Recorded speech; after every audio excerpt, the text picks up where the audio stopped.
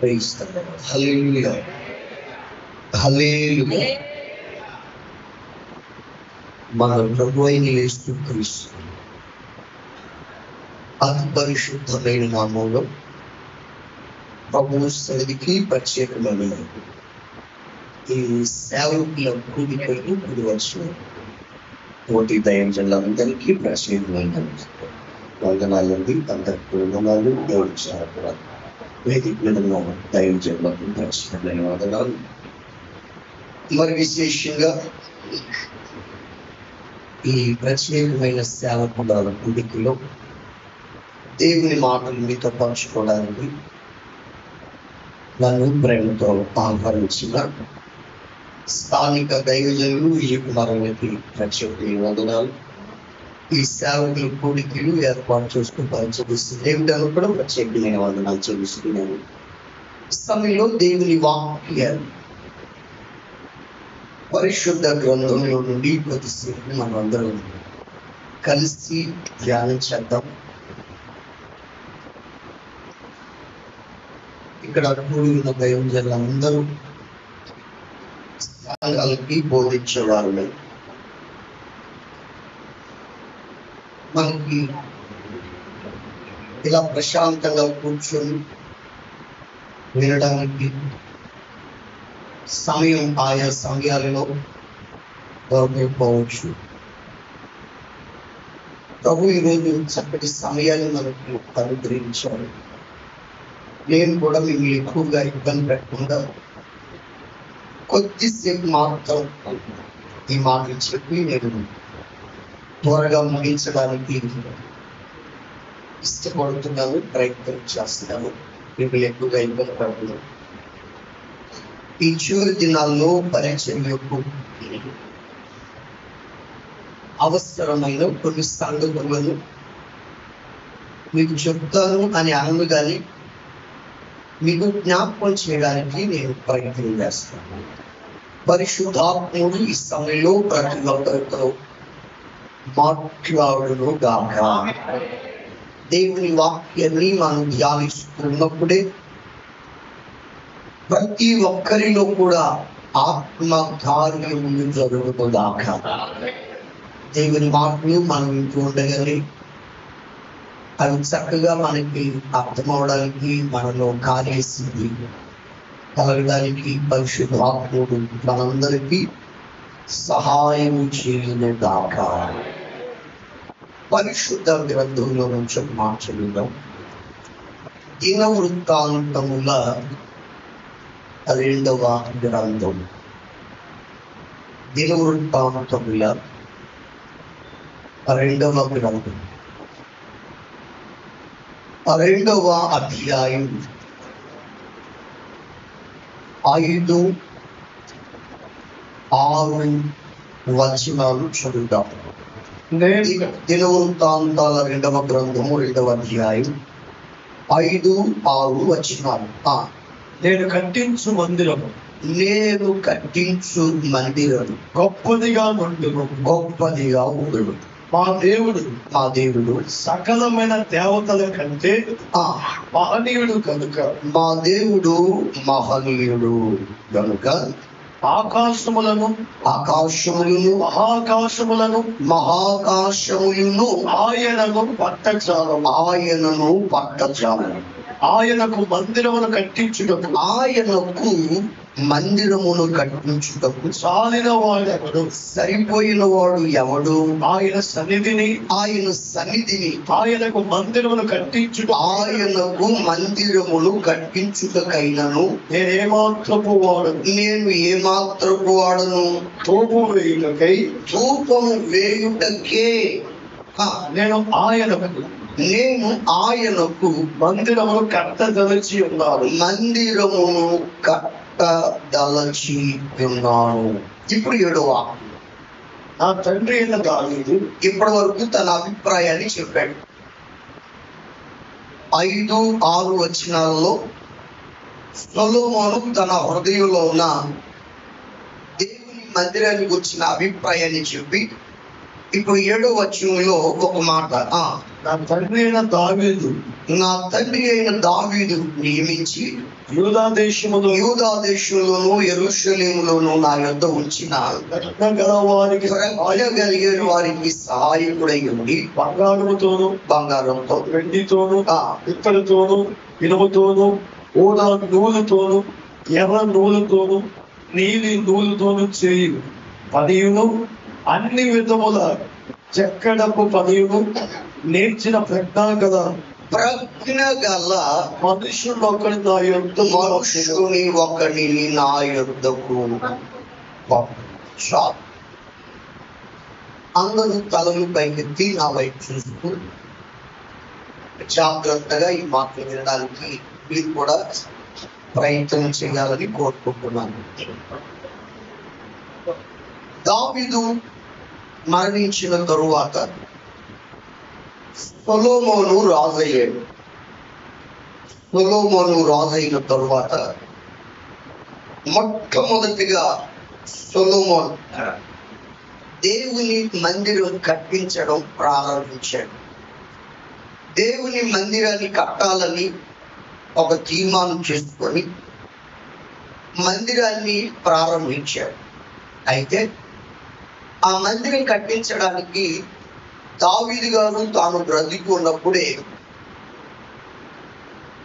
బంగారం, వెండి, ఇత్తడి, ఇనుము, కర్ర, రాళ్ళు, రత్నాలు, ముత్యాలు సమస్తం సమకూర్చి, చిత్రం ఏంటంటే పని చేసే వారిని కూడా సమకూర్చాడు. కాకపోతే నేను కట్టకూడదు నాయనా, నన్ను కట్టొద్దన్నాడు సొలొమోను. నిన్ను రాజుగా చేసేది కూడా ఎందుకో తెలుసా?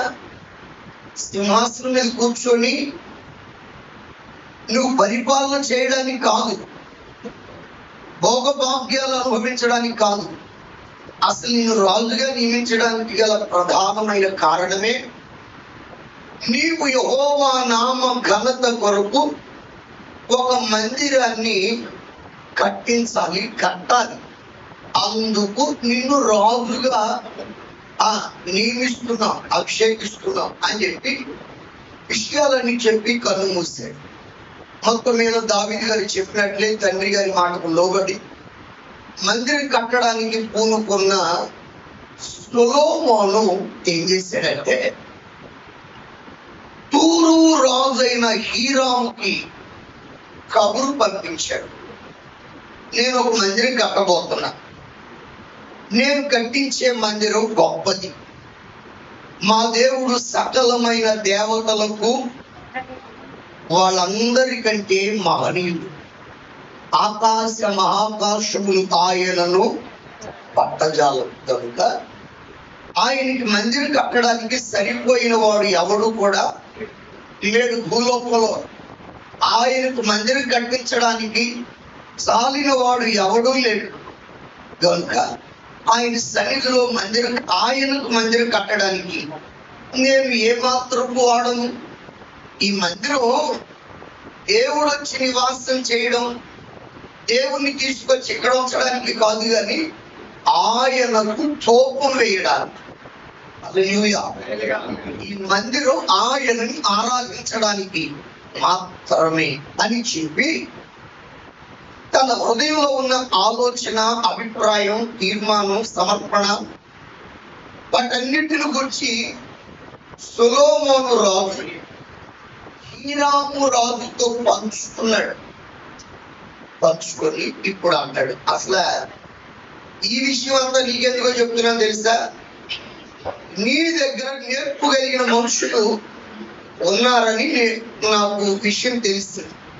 మా నాన్నగారు చెప్పారు, వాళ్ళ ద్వారా వీళ్ళ ద్వారా విషయాలు తెలుసుకున్నా. ఆల్రెడీ మందిరం కట్టడానికి మా నాన్నగారు దావీదు గారు కొంతమందిని నియమించారు. యూదా దేశంలో యెరూషలేములో నియమించి నా దగ్గర ఉంచారు ప్రజ్ఞ కలిగిన వారు. వారికి సహాయం చేయడానికి నీ దగ్గర నుంచి ఒక వ్యక్తిని నా దగ్గర పంపాలి. హల్లెలూయా. అతడు ఒక్క మాటలో సొలొమోను ఒక్క మాటలో తెలిసి చెప్పాడు. చివరి 7వ వచనం చివరి మాట ఏంటంటే, ప్రజ్ఞ గల మనుషులు ఒకటి అది మా దగ్గర పంపించాను.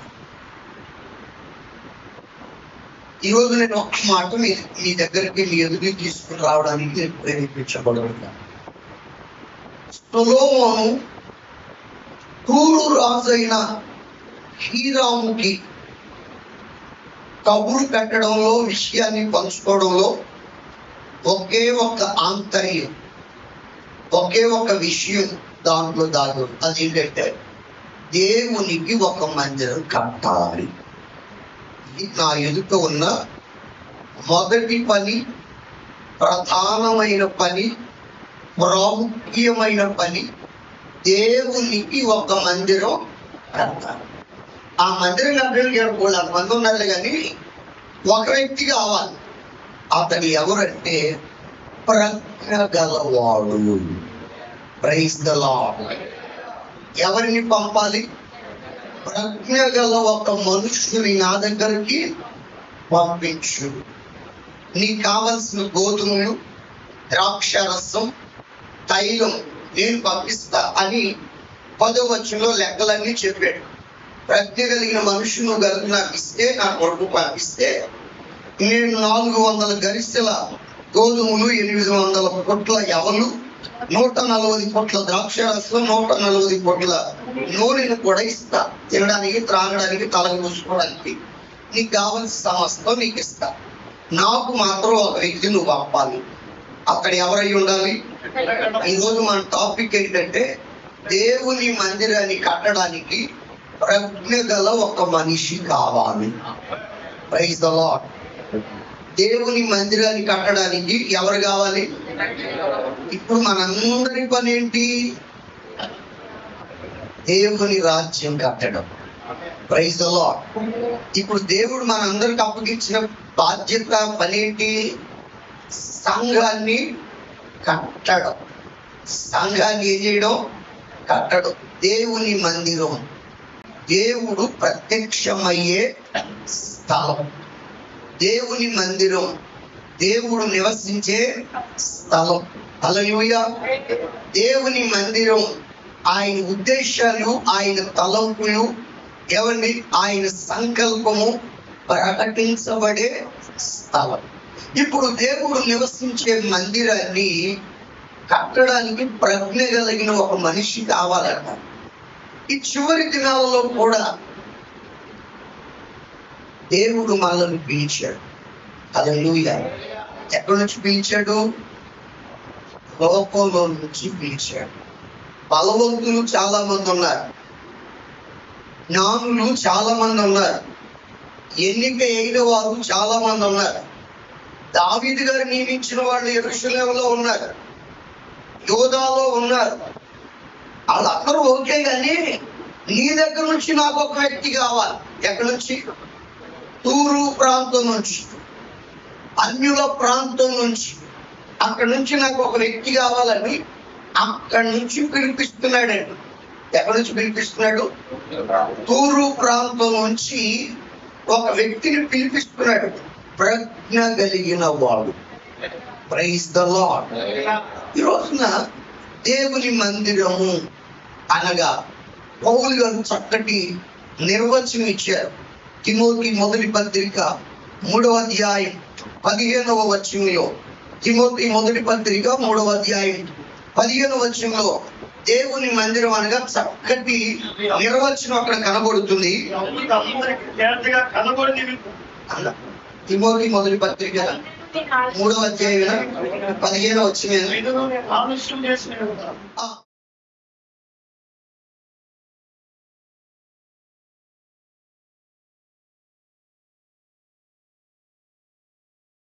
అర్థం కోసం దేవుని మందిరం, అందరూ తలను పైకెత్తున్నారు చూడండి. పాత నిబంధనలో మందిరం మందిరం మందిరం మందిరం అంటారు. క్రొత్త నిబంధనకు వచ్చేసరికి మందిరాన్ని పౌలు గారు ఏమంటున్నారు? దేవుని మందిరములో అనగా జీవము గల దేవుని సంఘం. ఆమేన్. దేవుని మందిరము అనగా చెప్పండి, అందరూ చెప్పండి.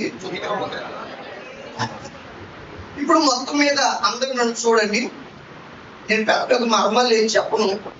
కొన్ని విషయాలు నేను మీకు మిమ్మల్ని పురికొల్పడానికి, మీ హృదయాలను రేపడానికి, మిమ్మల్ని ప్రోత్సహించడానికి కొన్ని విషయాలు నేను మీకు జ్ఞాపకం చేస్తాను. మీరు మనస్సు పెట్టి వింటే ప్రతి మాట మీకు వ్యక్తిగతంగా, మీకు సేవా పరంగా చాలా ప్రయోజనకరంగా ఉంటాయి. హల్లెలూయా. ఆ మాట ఖచ్చితంగా నేను చెప్పగలను. మనస్సు పెట్టి మీరు వినండి. నిశ్చయంగా ఈరోజు పరిశుద్ధాత్ముడు బలమైన కార్యాలు నీ సేవా జీవితంలో దేవుడు జరిగించుకోవాలి. హల్లెలూయా. మీ విశ్వాసంతో, నమ్మకంతో వినండి. ఖచ్చితంగా ప్రతి మాటని మీ పరిచర్యకు ఒక పునాదిగా ఆయన మారుస్తున్నాడు. ఎందుకంటే చివరి దినాల్లో రకరకాల ఉపదేశాలు వచ్చేసాయి, రకరకాల బోధలు వచ్చేసాయి, రకరకాల పరిస్థితులు. యూట్యూబ్ లో ఎవరికి ఎక్కువగా వ్యూస్ ఉంటే ప్రస్తుతం వాళ్ళు ఇప్పుడు మంచి సేవకులు, బహుబలంగా వాడబడుతున్న సేవకులు. ఎవరి షార్ట్ వీడియోలు ఎక్కువగా ప్రదర్శించబడుతుంటే ఇక వాళ్ళు బాగా పాపులర్ అయ్యేసారు. రకరకాల అభిప్రాయాలు వచ్చేసాయి. వాళ్ళు కూడా ఎవరికి తోచిన ఉపదేశం వారిది, ఎవరికి తోచిన ఆ బోధ వారిది. సంఘాలని గలిబిలి చేసేస్తున్నారు. ఒకళ్ళేమో వాయిద్యాలు వాయించవచ్చు అంటున్నారు, ఒకళ్ళేమో వాయించకూడదు అంటున్నారు, ఒకళ్ళేమో హల్లెలూయా అనొచ్చు అంటున్నారు, ఇంకొకళ్ళేమో హల్లెలూయా అనకూడదు అంటున్నారు. ఒకరేమో స్త్రీలు బోధించవచ్చు అంటున్నారు, ఇంకొకళ్ళేమో స్త్రీలు మౌనంగా ఉండవలసిందే, ఉండాలి కాదు, ఉండవలసినదే అంటున్నారు కదా. రకరకాల బోధలు. ఏది వినాలి, ఏది అనుసరించాలి, ఏ ఉపదేశంతో సంఘాన్ని కట్టుకోవాలి? ఏమండి, విషయం ఏమిటంటే చిన్న సేవకుడా, పెద్ద సేవకుడా, సిటీలో ఉన్న సేవకుడా, గ్రామంలో ఉన్న సేవకుడా, వ్యత్యాసం లేదు. ప్రతి సేవకుడు పిలువబడిన వాడు. ప్రతి సేవకుని ఎడల దేవుని చిత్తం, దేవుని ప్రణాళిక, దేవుని ఏర్పాటు ఉంది.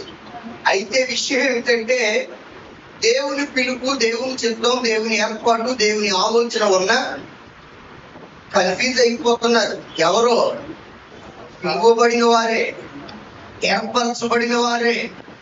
ఎందుకంటే వీళ్ళు ఎవరిని ఫాలో అవ్వాలో వీళ్ళకి తెలియదు, ఏ నడిపింపులో ఉండాలో తెలియదు, ఏ ఉపదేశంలో సంఘాన్ని కట్టాలో. మొత్తానికి పిలువబడ్డారు, సేవ చేయాలి, సువార్త ప్రకటించాలి, సంఘాన్ని కట్టాలి, అంతా బాగానే ఉంది. సేవ ప్రారంభం బాగానే ఉంటుంది. కొంచెం సేవలో కొంచెం 4-5 ఒడిదుడుకులు రాగానే నా వల్ల కాదండి సేవ, నేను చేయలేను.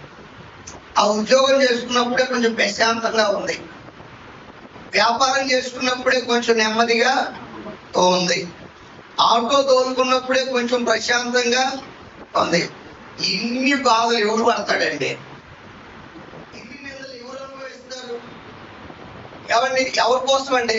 చిచ్చి ఈ కర్మ ఎవరు పడతాడు అని ఇక ఎంత వేదన, కృంగిపోవడం, పరిచర్యలో ముందుకు వెళ్ళాలా వద్దా అనే మీమాంసలో చాలా మంది సేవకులు సతమతం అవుతున్నారు.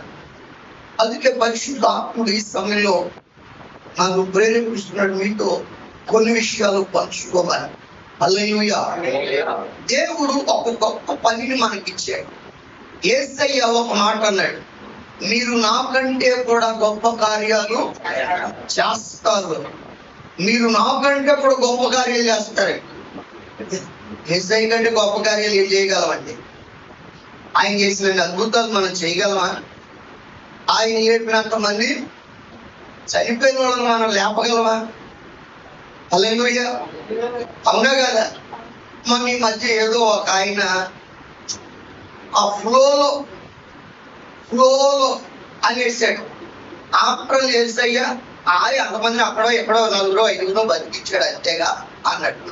దాన్ని ఇంకొక ఆయన వైరల్ చేసి ఏసైని కొట్టుకుని ఆఫ్టర్లు అంటావా అని ఈయన ఒకరి మీద ఒకరు దుమ్మెత్తుకొని పోసుకోవడం తప్ప ఒకటి మాత్రం వాస్తవం, ఏ అద్భుతమైన, ఏ సూచక్రైనా, ఏ మహత్కార్యమైనా ఏసైని మించి మనమేమి, అది వాస్తవం. కానీ ఏసయ్య స్వయంగా చెప్పాడుగా, నాకంటే గొప్ప కార్యాలు చేస్తారని చెప్పారుగా. మరి అదేంటి ఇదేంటి? అర్థమవుతుందా? చెయ్యగలం. ఆమేన్. హల్లెలూయా. చెయ్యగలం. ఏంటది?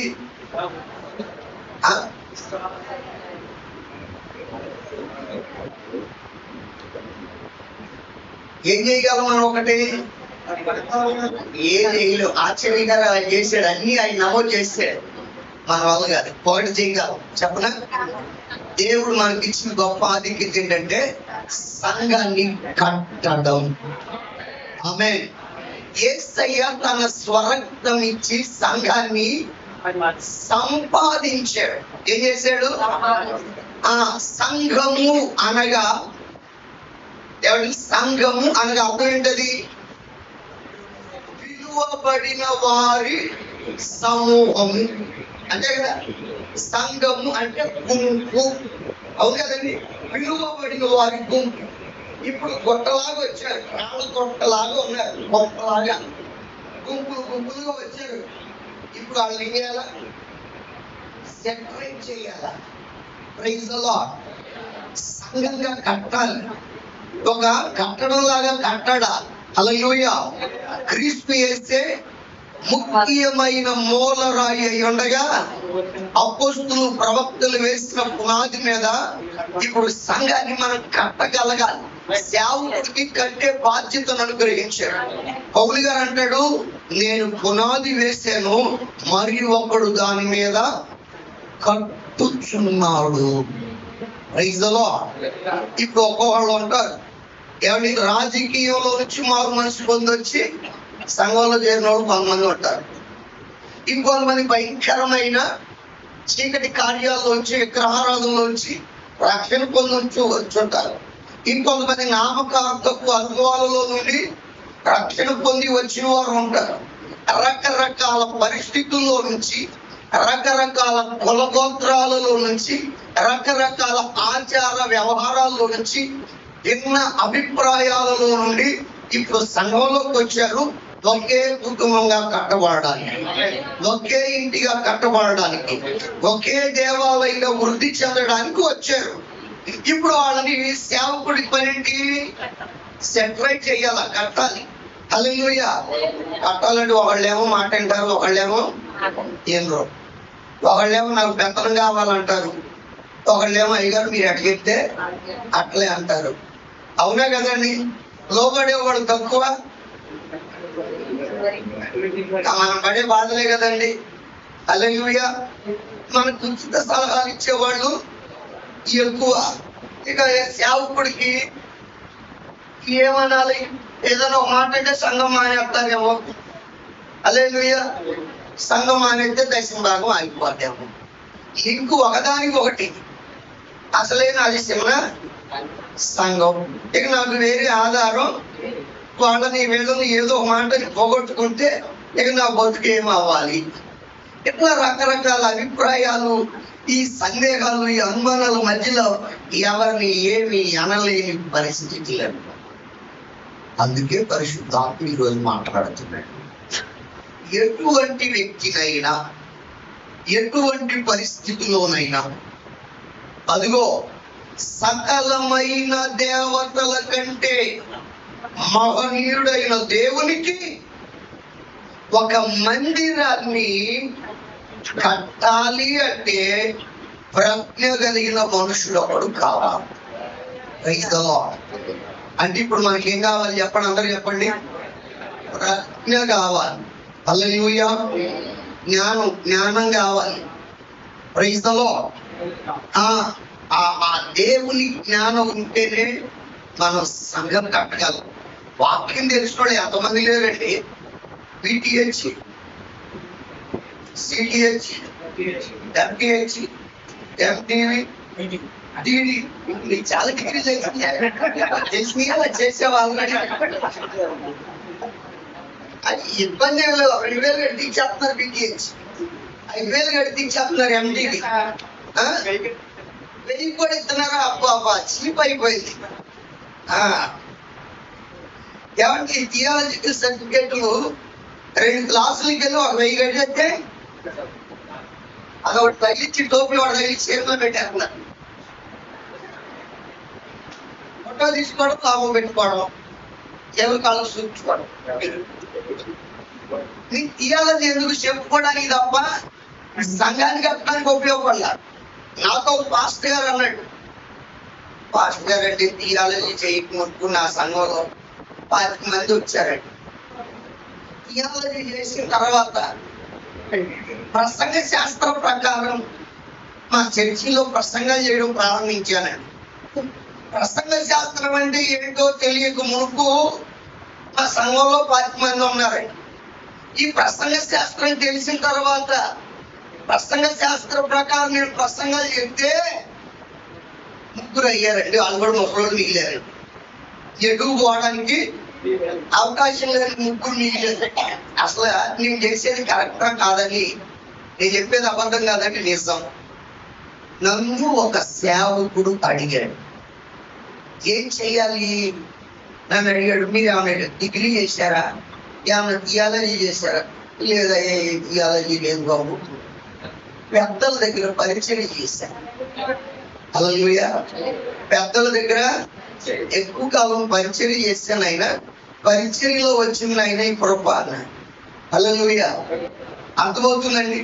ఈ రోజున సంఘాలు కట్టడానికి, దేవుని సేవ చేయడానికి కావలసింది థియాలజీ కాదు, దేవుని కృప కావాలి, దేవుని అభిషేకం కావాలి, దేవుని జ్ఞానం కావాలి. హల్లెలూయా. దేవుడు మనకు ఒక గొప్ప పని ఇచ్చాడు. నాకంటే గొప్ప కార్యం చేస్తారంటే అదేంటంటే సంఘాన్ని కట్టి, సంఘాన్ని సంపూర్ణ పరిచి, సంఘాన్ని క్రీస్తు పోలికలోకి మార్చి, ఆయన రాకడలో ఎత్తబడే సంఘంగా చేసి ఆయన ఎదుట నిలవబెట్టడమే గొప్ప పని. హల్లెలూయా. ఈ గొప్ప బాధ్యత దేవుడు మన పైన పెట్టాడు. దీనికి కావలసింది అనుభవమా, వయసా, ఇవన్నీ కాదు, కానీ దేవుని కృప కావాలి. Praise the Lord. 7వ వచనంలో సొలొమోన్ గారు అంటాడు, ప్రజ్ఞ కలిగిన మనుషులు నా దగ్గర పంపించంటే ఇప్పుడు రెస్పాండ్ అయ్యాడు. తూరు రాజు అయిన హీరాము రెస్పాండ్ అయ్యి 11వ వచనంలో ఉత్తరం రాసి నేను చెప్తాను, ఉత్తరం రాసి పంపించి ఇప్పుడు 13-14 వచనాల్లో చెప్తాడు. చదువు. ఇప్పుడు 13-14 వచనాల్లో తెలివియు వివేచనయు గల హూరాము అనునొక చురుకైన పనివానిని నేను నీ యొద్దకు పంపుచున్నాను. నీ దగ్గర పంపిస్తున్నాను. 1 చదువున్నాయి. అతడు తాను వంశపురాలకు ఒక స్త్రీకి పుట్టినవాడు. వారి తండ్రి తూలు సంబంధమైన వాడు. అతడు బంగారంతో వెండితో ఇత్తడితో ఇనుముతో రాళ్లతో రాములతో ఓదాములతో నీరు నూలుతో సన్నపు నూలుతో ఎర్ర నూలుతో పని చేయగల నేర్పరి అయిన వాడు. సకల విధముల చెక్కడకు పని ఎందును, మచ్చులు కల్పించుటయందును యుక్తి కలిగి నీ పనివారికి నీ తండ్రి అయిన దావీదును నా ఏలిన వాడు నియమించిన ఉపాయశాలులకు సహకారి అయి వాటినన్నిటిని నిరూపించడానికి తగిన సామర్థ్యము గలవాడు. Praise the lord. హల్లెలూయా. ఏమండి, ఇప్పుడు తూర్రాము ఇప్పటిదాకా నేను మీకు 5, 6, 7 వచ్చినా చెప్పాను. సొలొమోను తూరు రాజు పంపిన కబురు అది. అసలు సొలొమోను హృదయంలో ఉన్న ఆంతర్యం అది. ఇప్పుడు హీరాము, తూరు రాజు అయిన హీరాము రెస్పాండ్ అయ్యాడు, జవాబిస్తున్నాడు. ఓకే, నువ్వు చెప్పినట్లుగా, నువ్వు అడిగినట్టుగా, నువ్వు కోరుకున్నట్లుగా హూరాము అనే ఒక వ్యక్తిని పంపిస్తున్నా. ఎవరు పంపిస్తున్నా? అందరు మాట్లాడండి. హూరాము అనగా అన్నా నేను మీనింగ్ అడుగుతున్నా. హూరాము అనగా అర్థం ఏంటంటే స్వచ్ఛమైన వాడు అని అర్థం. హూరాము అంటే ఆ స్వచ్ఛమైన వాడు అని అర్థం. ఈయన మనసులో యుక్తి, కుయుక్తి, మోసం, దగ ఏమీ లేవు. Praise the Lord. ఇప్పుడు దేవుని మందిరాన్ని కట్టడానికి ఎవరు పంపిస్తున్నారు? మందిరం కట్టాలంటే ఏంటో కట్టాలా? స్వచ్ఛమైన మంచి మనసు ఉంటే దేవుని వాడుకుంటాడు. హల్లెలూయా. స్వార్థ ప్రయోజనాల కోసం సేవకు వచ్చావు అనుకో, ఏమనుకోబాకండి, ఫీల్ అవ్వబాకండి. ఫీల్ అయినా నాకు ఇబ్బంది లేదు. ఇంత ముందు రోజుల్లో బతకలేక పడిపోతులు అనేవాడు, అంతే కదండి. బతకలేక పడిపోతులు అనేవాడు. ఇప్పుడేమో నేను అనలేదు. అంటే సేవ దేవుని సంఘాన్ని కట్టాలి అనే ఉద్దేశం పక్కకు పోయింది. వీడు సొంతలు కట్టుకోవడం ఎక్కువైపోయింది. సంఘాన్ని కట్టడం తగ్గిపోయింది. అర్థమవుతుందండి. వీళ్ళ పేరు ప్రఖ్యాతుల్ని పెంచుకోవడం ఎక్కువైపోయింది. దేవుని ఉద్దేశం ప్రక్కకు పోయింది. వీళ్ళ ఉద్దేశాలు నెరవేర్చబడుతున్నాయి. అంటే వీళ్ళ మనసులో ఏం లేదు, అసలు స్వచ్ఛత లేదు. ఏం లేదు? స్పష్టత లేదు. మొత్తం గజిబిజి. అందుకని సంఘం కూడా గజిబిజి, సేవ కూడా గజిబిజి. ఏమండి, ఒక సేవకుడు ముందు స్వచ్ఛమైన మంచి మనస్సాక్షితో సేవ చేయాలి. Praise the Lord. తూరు రాజు హీరాము పంపిస్తున్నాడు. ఎవరిని పెట్టాలి కాదు, సెలెక్ట్ చేసి పంపించాడు. హూరాము. ఎవరతను? హూరాము అనగా అర్థం స్వచ్ఛమైన వాడు. Praise the Lord. ఇప్పుడు ఏదో ఉన్న 3 క్యారెక్టర్స్ మీకు చెప్తాను. 3 అనుభవాలు ఆ తూరు రాజు చెప్తున్నాడు. 1:13 వచ్చులో ఉంది, చురుకైన పనివాడు. కొంతమంది అంటే ఆ పైన తెలివి వివేచన ఉంది అన్నాడు. కొంతమందికి తెలివి వివేచన ఉండదు, కానీ దాంతో పాటు సమర్థన కూడా ఉంటుంది. తెలివి జ్ఞానం ఉండదు, కానీ దాంతో పాటు అశ్రద్ధ కూడా ఉండదు.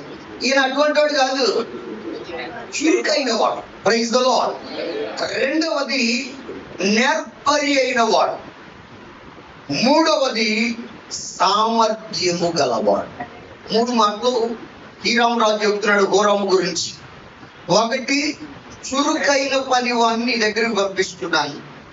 2, అన్ని పనులలో నేర్పరి అయిన వాడు. 3వది ఆ నేర్పరితనంతో పాటు సామర్థ్యము కూడా కలవాడు. చేతులు ఎత్తి గడిగో కళ్ళు చెప్దామా? స్వరం ఎత్తి చెప్దామా?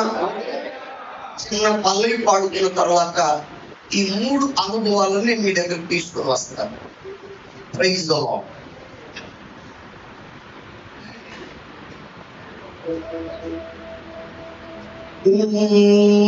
నాలో ఏముందని కోరుకుంటివి, నీ సేవకై పిలుచుకొంటివి. నాలో ఏముందని కోరుకుంటివి నీ సేవకై నిలుచుకుంటివి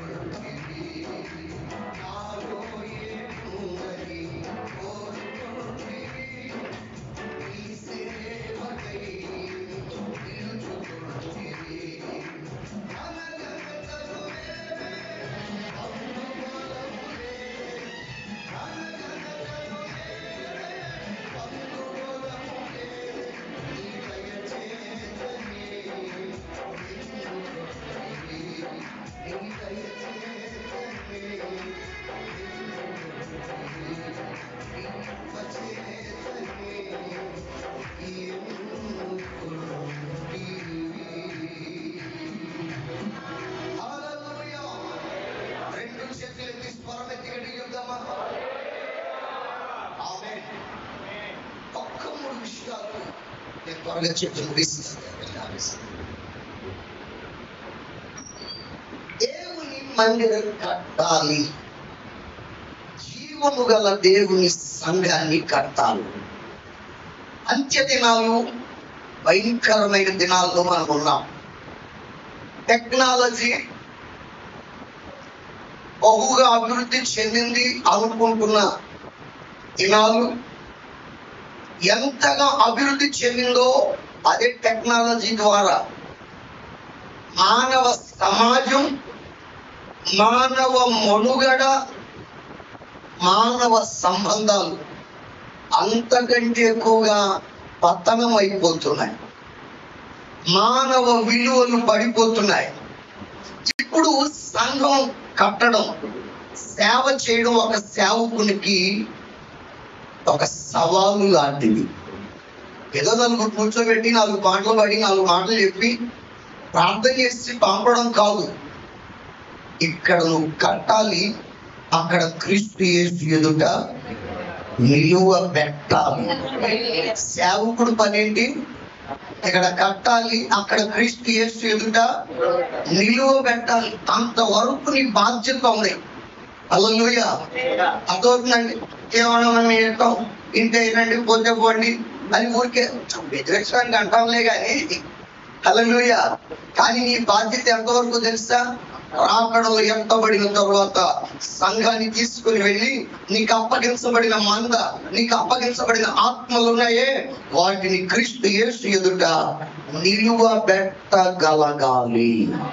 అప్పటి వరకు నీ బాధ్యత కొనసాగుతూనే ఉండాలి. ఈ విధంగా నీ పని సంపూర్ణంగా నెరవేర్చబడాలి అని అంటే నంబర్ 1, ఒక సేవకుడు చురుకైన వాడై ఉండాలి. Praise the Lord. ఒక సంఘం సరి అయిన విధానంలో కట్టబడాలి.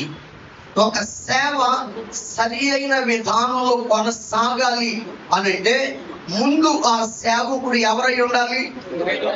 చురుకైన వాడై ఉండాలి. చురుకైన వాడు అనగా శ్రద్ధ కలిగిన వాడు. Praise the Lord. అయ్యగారు ఏలుబడి చేస్తాడు, శ్రద్ధ కలిగిన వాడు. అయ్యగారు మంచి వాక్యం జ్ఞాపకం చేశారు. చురుకైన వాడు అనగా శ్రద్ధ కలిగిన వాడు. చురుకైన వాడు అనగా జాగ్రత్త కలిగిన వాడు, జాగరూకుడు, మెళకువ కలిగిన వాడు. చురుకైన వాడు అనగా ఇన్ టైంలో తనకు ఇవ్వబడిన సమయములోగా పనిని ముగించగలిగిన వాడు, ప్రారంభించగలిగిన వాడు కాదు. ఇది చురుకుదనం అంటే చూద్దాంలే, చేద్దాంలే, వెళదాంలే, టైం ఉండగా. ఎవరి దేవుడు మనల్ని కొన్నిసార్లు కొన్ని ప్రాంతాలకి కొన్ని విషయాల్లో ప్రేరేపిస్తాడు. మనం ఏం చేస్తాం? వయస్సు, ఈ వయసులో కొంతమంది వయస్సు, ఇంకొంతమంది ఆరోగ్యం. ఈ మధ్య అసలే నాకు షుగరు. అది 10 మంది సేవకుల్లో 9 మందికి కామన్ జబ్బు అయిపోయింది. నో, మీరేమనుకోనట్టే చెప్తా. ఇదంతా మనందరికి కామన్ డిగ్రీ. ఏంటది ఇది? మీరు కావాలంటే చూడండి, ఇంకొక పావు గంట తర్వాత మీలో సగం మంది వాచీలకి వెళ్ళే భూమికి వెళ్ళి చూడకపోతే నన్ను అడగలేదు. ఆ సగంలో సగం మంది ఎప్పుడు ముగిస్తాడంటాం అంటే ఉండలే. కానీ కొంచెం టైం ఉండాలంటే, దేనికైనా ఒక పద్ధతి ఉండాలంటే. ఇలా షాపింగ్ చేయడానికి టైం ఉండదు, ఇలా నిద్రపోవడానికి టైం ఉండదు, న్యూస్ పేపర్ చదవడానికి టైం ఉండదు, సేవకులు సైతం వాట్సాప్ చూడడానికి వాళ్ళ సమయం ఏమండి లిమిట్ ఏమి ఉండదు. తీరా దేనికి టైము? బోధించే సేవకుడే ఇంకెట్లా చెప్పి బాగా చెప్పలే కానీ కొంచెం ఇది తగ్గితే ముందు మన సేవలు బాగుపడతాయి. దేవునితో ఎక్కువ సమయం గడపడానికి, దేవుని మాటలు వినడానికి, ప్రైజ్ ది లార్డ్, దేవుని మాటలు చెప్పడానికి కాదు వినడానికి నువ్వు సమయం ఇవ్వగలిగితే నీ పరిచర్య దీవెనకరంగా ఉంటుంది. వింటే కదా. Praise the Lord. పరిశుద్ధాత్మను పంపుతూ యేసు ప్రభు చెప్పిన మాట ఏమంటాడు తెలుసా? అతడు ఏది వినునో అదే మీకు బోధించును, నా వాటిలోనివే ఆయన మీకు బోధిస్తాడు. పరిశుద్ధాత్ముడు సహా యేసయ్య స్వరాన్ని వినే మనకి బోధిస్తున్నాడు. మరి మనం ఆయన మించిన వాళ్ళం అయిపోయాం. మీరు ఫీల్ అవ్వద్దు, అయినా నాకు అసలు ఇబ్బంది లేదు. ఎందుకంటే మీరు వచ్చారు, మీరు దీవించబడాలి. హల్లెలూయా. మీరు ఖచ్చితంగా, నేను నా మట్టుకు నేను చెప్పగలను, ఈరోజు మీరు నేను ప్రకటించి ఈ వర్తమానాన్ని మీ హృదయంలో చేర్చుకోండి. మీ పరిచర్యలో మార్పు కాదు, పెను మార్పులు జరుగుతాయి. మీ సంఘాలలో మార్పులు కలగడం మీరు చూస్తారు. Praise the Lord. ఎందుకనంటే ఇవి మనుషుల మెప్పు కొరకు చెప్పేవి కాదు. Praise the Lord. దేవుని పిలుపుని, దేవుని ఏర్పాటుని పురికొల్పే సంగతులు. ఈ రోజున సేవకులకి చాలా మందికి చురుకుదనం కరువు అయిపోయింది, అశ్రద్ధ ఎక్కువైపోయింది, నిర్లక్ష్యం ఎక్కువైపోయింది. అదవుతుందండి. సమయాన్ని సద్వినియోగం చేసుకునే వాళ్ళు అరుదైపోయారు. సమయం అంతా దాటిపోయిన తర్వాత ఏశావులాగా అర్థించే వాళ్ళు ఎక్కువైపోయారు. ఇంకొక సమయం ఏది? సిలువలో దొంగ ఇళ్ళకు నాటి ఏ దొంగ చివరి టైం ఉపయోగించుకోలేదా? యేసు ప్రభు శ్రమించుకోలేదా? ఎవరికి కావాల్సిన వాక్యాలు ఇలా చెప్పాడు కదా స్టార్టింగ్ లో. పరిశుద్ధాత్మ ఉందనే వాళ్ళకి వాళ్ళకి కావాల్సిన రెఫరెన్స్ వాళ్ళకు ఉన్నాయి. పరిశుద్ధాత్మ లేదనే వాళ్ళకి వీళ్ళకి కావాల్సిన రెఫరెన్స్లు వీళ్ళకు ఉన్నాయి. వాయిద్యాలు లేవనే వాళ్ళకి వాళ్ళకి కావాల్సిన రెఫరెన్స్లు, వాయిద్యాలు ఉన్నాయి అనే వాళ్ళకి వీళ్ళకి కావాల్సిన వీళ్ళకు ఉన్నాయి. కానీ ఇందా చెప్పే కదా, మౌనంగా మీరే నాకు ఎక్కడ పడితే అక్కడ ఎర్రబాకండి ఉండవలసిందే అంటున్నారు. వాళ్ళకి కావాల్సిన రెఫరెన్స్ అది.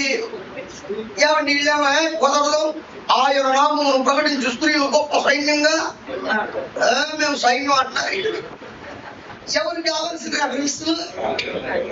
ఎందుకంటే పండితులు వీళ్ళకి తెలిసినంత జ్ఞానం ఇంకెవరికి ప్రపంచ జ్ఞానం అంటే దగ్గర ఉన్నట్టు కాదు. ఎవరిని గెలవనివ్వరు కాదు, ఎవరిని ఒక మాట చెప్పడానికి అవకాశం ఎవరో. ఇది చెప్తే అందరికి నాకు తప్ప ఎవరు చెప్పినా, ఎందుకంటే నేనే నన్ను మించి కూడా ఇంకెవడు ఇది ఎక్కడో చూడబడతాడు. నాకు తెలిసిన సూత్రం ఒకటే, ఎవరు నన్ను చెప్తే విన్నారనుకో గద్దిస్తా, తిడతా, కొంచెం కొడతా. నా దగ్గర లేదు, ఎక్కడ కదలేదు, ట్రై చేస్తా, కొంచెం గద్దించి అన్నాడు అనుకో, నా లైఫ్ లో ఇంకెప్పుడు గద్దించు. నాకు అదొక జబ్బు, ఎప్పుడు తిట్టను. ఎందుకంటే నాదొక సూత్రం ఉంది, బ్రేకులు వదిలేదా, వదిలేసామనుకో బ్రేకులు పట్టుకొని నడిపిస్తే ఎవరికైనా క్షేమం. Praise the Lord. అంటే వదిలేసామనుకోండి, చెప్తే ఎవరైనా నీ క్షేమాన్ని చెప్పాము, హెచ్చరిక చేసాం, బుద్ధి చెప్పేవరకు లోపడితే ఆశీర్వాదం. ఆయన అంతే చెప్పుకుంటాడు, నేను ఇద్దా ఉంటా అని అనుకో, సరే. కానీ ఆయన వదిలేస్తే ఏమవుతుంది? చెట్టుకో మీరు తెలుసు కదండి. అందుకని చాలా జాగ్రత్త గమనించండి. చివరి దినాల్లో ఉన్నాం. ఈరోజు ఒక సేవకుడికి కావలసినది చురుకుదనం. ఆమేన్. దేవుడు నీతో ఏది తెలియచేసినా దాన్ని వెనువెంటనే నువ్వు అమలు చేయగలిగిన వ్యక్తివై ఉండాలి. నీవే మొదట దేవుని మాటకు లోబడగలిగిన వ్యక్తివై ఉండాలి. Praise the Lord. చురుకుగా అంటే త్వరగా స్పందించడం, త్వరగా ఏం చేయడం, స్పందించడం. Praise the Lord. ఒక మాట చదువుదాం బైబిల్ గ్రంథంలో నుంచి. యెషయా గ్రంథం 21వ అధ్యాయం 6-7 వచనాలు చూద్దాం ఒకసారి. నీవు వెళ్ళి యెషయా గ్రంథం 21వ అధ్యాయం 6-7 వచనాలు గమనిస్తే, నీవు వెళ్ళి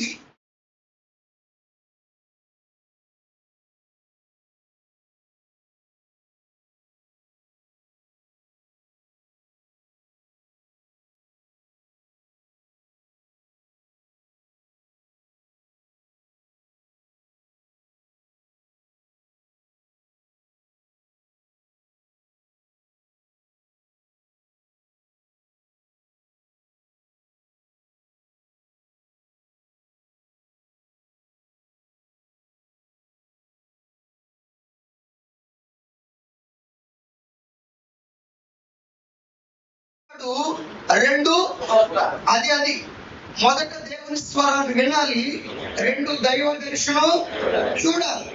అతడు బహు జాగ్రత్తగా చెవియోగి చూసును. Praise the lord. ఇక్కడ 6వ వచనంలో కావలి వాడు నియమించబడ్డాడు. 7వ వచనంలో జతలు జతలుగా వచ్చే రౌతుల్ని, గాడిదల్ని, ఒంటెల్ని చెవియోకి నిదానించి చూచాడు. ఇప్పుడు జాగరూకుడైన చురుకైన సేవకుడు కావలివాడు ఏం చేస్తాడు తెలుసా? 8వ వచనంలో సింహపు గర్జించినట్టు కేకలు వేసి, ఒక సేవకుడు ఎలా కేకలు వేయాలి? సింహము గర్జించినట్టు కేకలు వేసి, అదిగో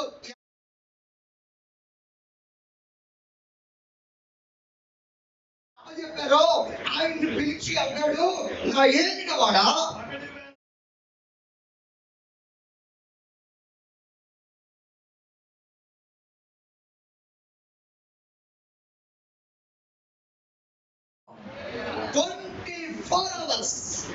పగలంతా నిలబడుతున్నాను, రాత్రంతా కావలి కాస్తున్నాను.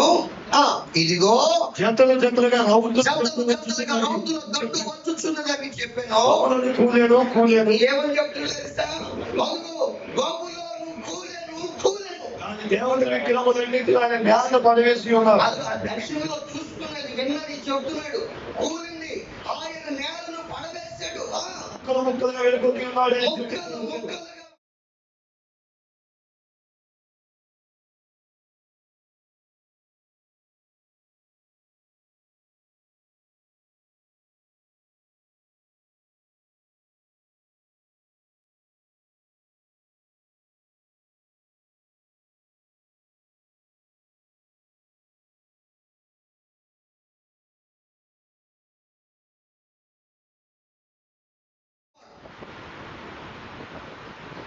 వెళ్దాంలే, చెప్దాంలే, చూద్దాంలే, అలా లేదండి. ఒక కావలి వాడిని నియమించాడట. Praise the lord. ఎందుకంటే అతడు తనకు కనబడు దానిని తెలియజెప్పవలెను. అతడు తనకు కనబడు దాని. ఒక సేవకుడు ఏమై ఉండాలో తెలుసా? ఒకసారి మనం చూడండి. సేవ ఎలా చేయాలో తెలుసా? తెలిసిన దాన్ని బట్టి చేయకూడదు, చూచిన దాన్ని బట్టి చేయాలి. సేవ ఎప్పుడు ఎలా చేయాలి? మోషేకి నిర్గమాకాండంలో ఏమండి, మోషేకి నిర్గమాకాండంలో పలుమార్లు చెప్పిన మాట, కొండ మీద నీకు చూపబడిన మాదిరి చొప్పున చేయుము. కొండ మీద నీకు కనుపరచబడిన వాటి మాదిరి చొప్పున చేయుము. Praise the lord. నువ్వేదైనా చెయ్యి, బలిపెట్టమే కట్టు, కంగనమే చెయ్యి, దీపవృక్షమే చెయ్యి, తోపవేదికే చెయ్యి, మందస్తమే చెయ్యి, రొట్టెలు బల్లే చెయ్యి, నీవు పలకలే చెయ్యి, మందిరానికి కప్పే వేయి, ఏదైనా వేయి. కొండ మీద నేను నీకు చూపిన దానిని బట్టి, కనుపరిచిన దాన్ని బట్టి నువ్వు చేయాలి. Praise the Lord. ప్రతి సేవకుడి ఇలా చేయగలిగితే ఆ సేవకి ఎవరు అడ్డు రాలేడు. మీకు కావాలంటే చూస్తారా 9వ వచనంలో, యెషయా గ్రంథం 21:9, బబులోను కూలిపోయి విగ్రహాలని నేల పడిపోయాయి, మొక్కలుగా వెరగొట్టేశాడు. అర్థమవుతుందండి? హల్లెలూయా. నువ్వు కనుక చురుకుగా పరిచర్య చేస్తే, అంటే 2 విషయాల్లో నువ్వు చురుకుగా ఉండాలి. ఒక సేవకుడు 2 విషయాల్లో చురుకుగా ఉండాలి. ఒకటి, బహు జాగ్రత్తగా చెవి ఒక్కడానికి అనగా వినడానికి. రెండవది, నిదానించి చూడడానికి. హల్లెలూయా. సేవకుడి 2 విషయాల్లో చాలా షార్ప్ గా ఉండాలి. వెంటనే రెస్పాండ్ అవ్వగలగాలి. హల్లెలూయా. నాకు తెలిసిన ఒక చిన్న సాక్ష్యం. నాకు ఈ వాక్యం ఎంత వివరిస్తా కానీ అక్కడ ఇక్కడ జరిగిన సంభవాలు ఏదని చెప్పమంటే అంత పర్ఫెక్ట్ గా చెప్పలేకపోతే మర్చిపోతా ఉంటాం. ఎందుకో మరి ఎంత ట్రై చేసినా బయట సంగతులు చెప్పాలంటే కొంచెం వల్ల కాదు. అయినా ఒక మాట నేను మీకు గుర్తు చేస్తా, ఒక సేవకుడి గురించి. అంటే ఒక అయ్యగారు చెప్పగా విన్నాను, దాంట్లో పూర్తిగా చెప్పలేదు కానీ కొంత చెబుతారు. ఒక సేవకుడు ఉన్నాడట, పగలంతా సేవ చేసి వచ్చి పడుకున్నాడట. బాగా అలసిపోయాడు. సేవ చేసి వచ్చి కొంచెం అంత భోజనం చేసి పడుకున్నాడు. మధ్యరాత్రి దేవుడు పిలిచాడట, నా కుమారుడా, పలానా నది దగ్గర ఒక సహోదరికి చనిపోవడానికి సిద్ధంగా ఉంది, నువ్వు వెళ్ళి సువార్త చెప్తే ఆమె నేను కాపాడుతాను వెళ్ళంటే అన్నాడట. ప్రభువా, బాడీ అంతా అలసిపోయిందయ్యా, ఒళ్ళంతా పులిసిపోయిందయ్యా, నీకు తెలుసు కదయ్యా, ఒక్కరోజు వెళ్తా, ఉదయాన్నే తెల్లవారుగానే వెళ్ళి చెబుతా సువార్త అన్నాడు. అని నీకు మళ్ళా దేవుని జవాబు కోసం ఎదురు చూడకుండా మళ్ళీ కొడుకున్నాడు. కాసేపు ఆగినాక మరలా దేవుడు మాట్లాడుతున్నాడు, నా కుమారుడా, వాళ్ళ సహోదరికి చనిపోవడానికి సిద్ధంగా ఉంది, నువ్వు వెళ్ళి సువార్త చెబితే ఆమె నేను రక్షిస్తా, కాపాడుతాను, నువ్వు వెళ్ళు అని అంటే మళ్ళా అదే మాట రిపీట్ చేశాడట. పగలంతా నీ సేవ చేసా కదయ్యా, బాగా అలసిపోయాను, నా వల్ల కాదని చెప్పి మరలా పడుకున్నాడట.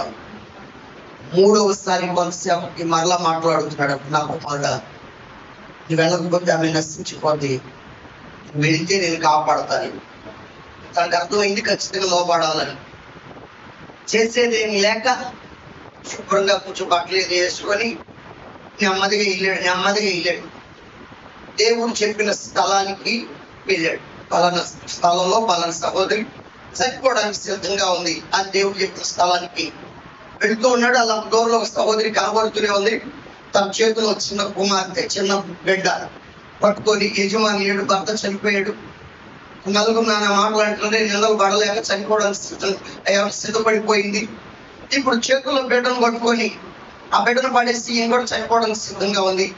సేవకుడు వస్తా ఉన్నాడు దేవుని మాట విని. అలా దూరంలో సేవకుడు ఉన్నాడు. ఈమె అప్పటికే చాలాసేపు అయింది, ఎవరైనా ఉంటే నన్ను రక్షించవాళ్ళు చూద్దాం అన్నట్టు వచ్చాను.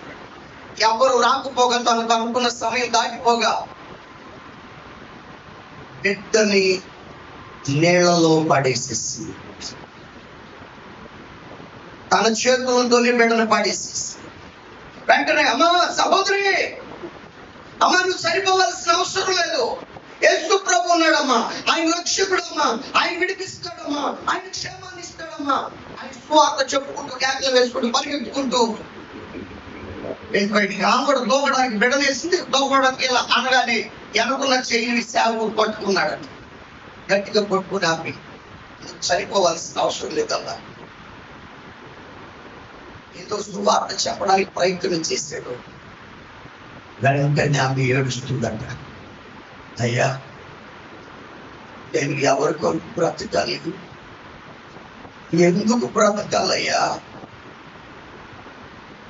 నాకు యజమాని లేడు, ఊళ్ళని లేదు, నా కుమార్తె ఇప్పుడే నీళ్ళలో పడేసేసాను, నా బిడ్డ చనిపోయింది, ఇక నేను ఒంటరి ఎవరి కొరకు, నా కుమార్తె లేనప్పుడు, నా బిడ్డ లేనప్పుడు నేను ఇంకెవరి కొరకు బ్రతకాలట్టు లేదమ్మా, దేవుడు నాతో మాట్లాడాడు, నీకోసం నన్ను పంపించాడమ్మా.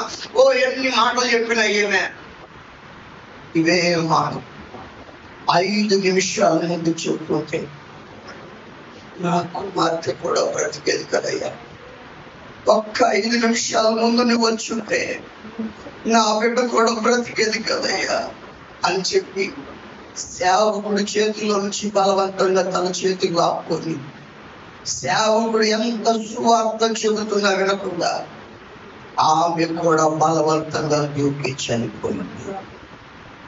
అప్పటికే సుమారుగా 2 గంటలకు పైగా పరిశుద్ధాత్మ సేవకుడితో మాట్లాడుతున్నాడు, స్పష్టంగా మాట్లాడుతున్నాడు, స్థలము చెప్పాడు, వ్యక్తిని గురించి చెప్పాడు, వ్యక్తి సమస్యని గురించి చెప్పాడు, విషయాలన్నీ కూలంకషంగా మాట్లాడాడు. కానీ సేవకుడు చురుకుగా స్పందించాడు. దేవుడిచ్చిన సమయాన్ని అంతా వ్యర్థం చేసుకో. నువ్వు అనుకుంటున్నావు 10 సంవత్సరాలు సేవ చేయగానే సీనియర్లు అయిపోయాను, 20 సంవత్సరాలు సేవ చేయగానే నేను నాయకుడు అయిపోయానని, 30 సంవత్సరాలు రాగానే నేను అనుభవం అనుకొని, వయసు పెరుగుతుంటే నీకు నువ్వు మార్కులు వేసుకొని నీ ద్వారా జరగవలసిన దేవుని పనిని జరిగిస్తున్నావా? దేవుడు నీకు ఇచ్చిన సమయాన్ని అంతా సుఖభోగాల కోసం ఉపయోగించుకుంటున్నావా? నీ స్వార్థం కోసం, నీ సుఖం కోసమే దేవుడిచ్చిన సమయాన్ని వ్యర్థం చేసుకుంటున్నావా? ఈ ప్రత్యేకమైన కొడుకులో ప్రభు నీతో మాట్లాడుతున్నావు. నీ ద్వారా సంఘం సరి అయినదిగా కట్టబడాలని ఆయన నీకు చూపిస్తున్నాడు కదా, ఆయన నీతో మాట్లాడుతున్నాడు కదా. బహు జాగ్రత్తగా చూడండి, నిదానించి చూచి హల్లెలూయా హల్లెలూయా సింహము గర్జించినట్లుగా నువ్వు కేకలు వేయాలి కదా. పగలంతా నీవు కావలి బురుజు దగ్గర నిలబడాలి కదా. రాత్రంతా నీవు కనురెప్పల మీదకి నిద్ర రానిక నశించిపోతున్న ఆత్మల కొరకు చేతులెత్తి మొర్ర పెట్టాలి కదా. సేవకుడా, ఇప్పటికే చాలా సమయాన్ని వ్యర్థం చేశారు, ఇప్పటికే చాలా సమయాన్ని స్వార్థం కొరకు ఉపయోగించుకున్నావు. ప్రత్యేకమైన సమయంలో ప్రభు నీతో మాట్లాడుతున్నట్టు ఇంకా నీ ద్వారా జరగవలసిన బలమైన సేవ చాలా ఉంది. ఇక మీదటనైనా నువ్వు చురుకుగా స్పందించగలిగితే, హల్లెలూయా, నువ్వు శ్రద్ధగా దేవుని పని చేయగలిగితే నిశ్చయంగా నీ దేవుడు నీ ద్వారా బలమైన కార్యాలు జరిగించబోతున్నావు. అందుకని సామెతల గ్రంథకర్త అన్నాడు, చురుకుగా ఉండుట. అది 12వ అధ్యాయం 27వ వచనం, సామెతల గ్రంథం 12వ అధ్యాయం 27వ వచనం ఏమన్నాడు? చురుకుగా ఉండుట హల్లెలూయా. చురుకుగా ఉండడం ఏ భాగ్యం అంట, గొప్ప భాగ్యం, గొప్ప ధన్యత, గొప్ప ఆశీర్వాదం. అంటే చురుకుగా ఉండడం, త్వరగా స్పందించడం. ఎలా స్పందించడం? త్వరగా, సమయాన్ని అస్సలు వ్యర్థం చేయరు. ప్రపంచంలో విలువైనది ఏదైనా ఉంది అంటే సమయమే. ఏమంటే ఇల్లు పోతే ఇల్లు వస్తుంది, ఆస్తి పోతే ఆస్తి అవుతుంది, పేరు ప్రఖ్యాతులు పోతే మరలా వస్తాయా ఎలాగోలా. కానీ వెళ్ళిపోయిన రోజు మరలా వస్తుందా? వెళ్ళిపోయిన గంట వస్తుందా? రాదు రాదు రాదు.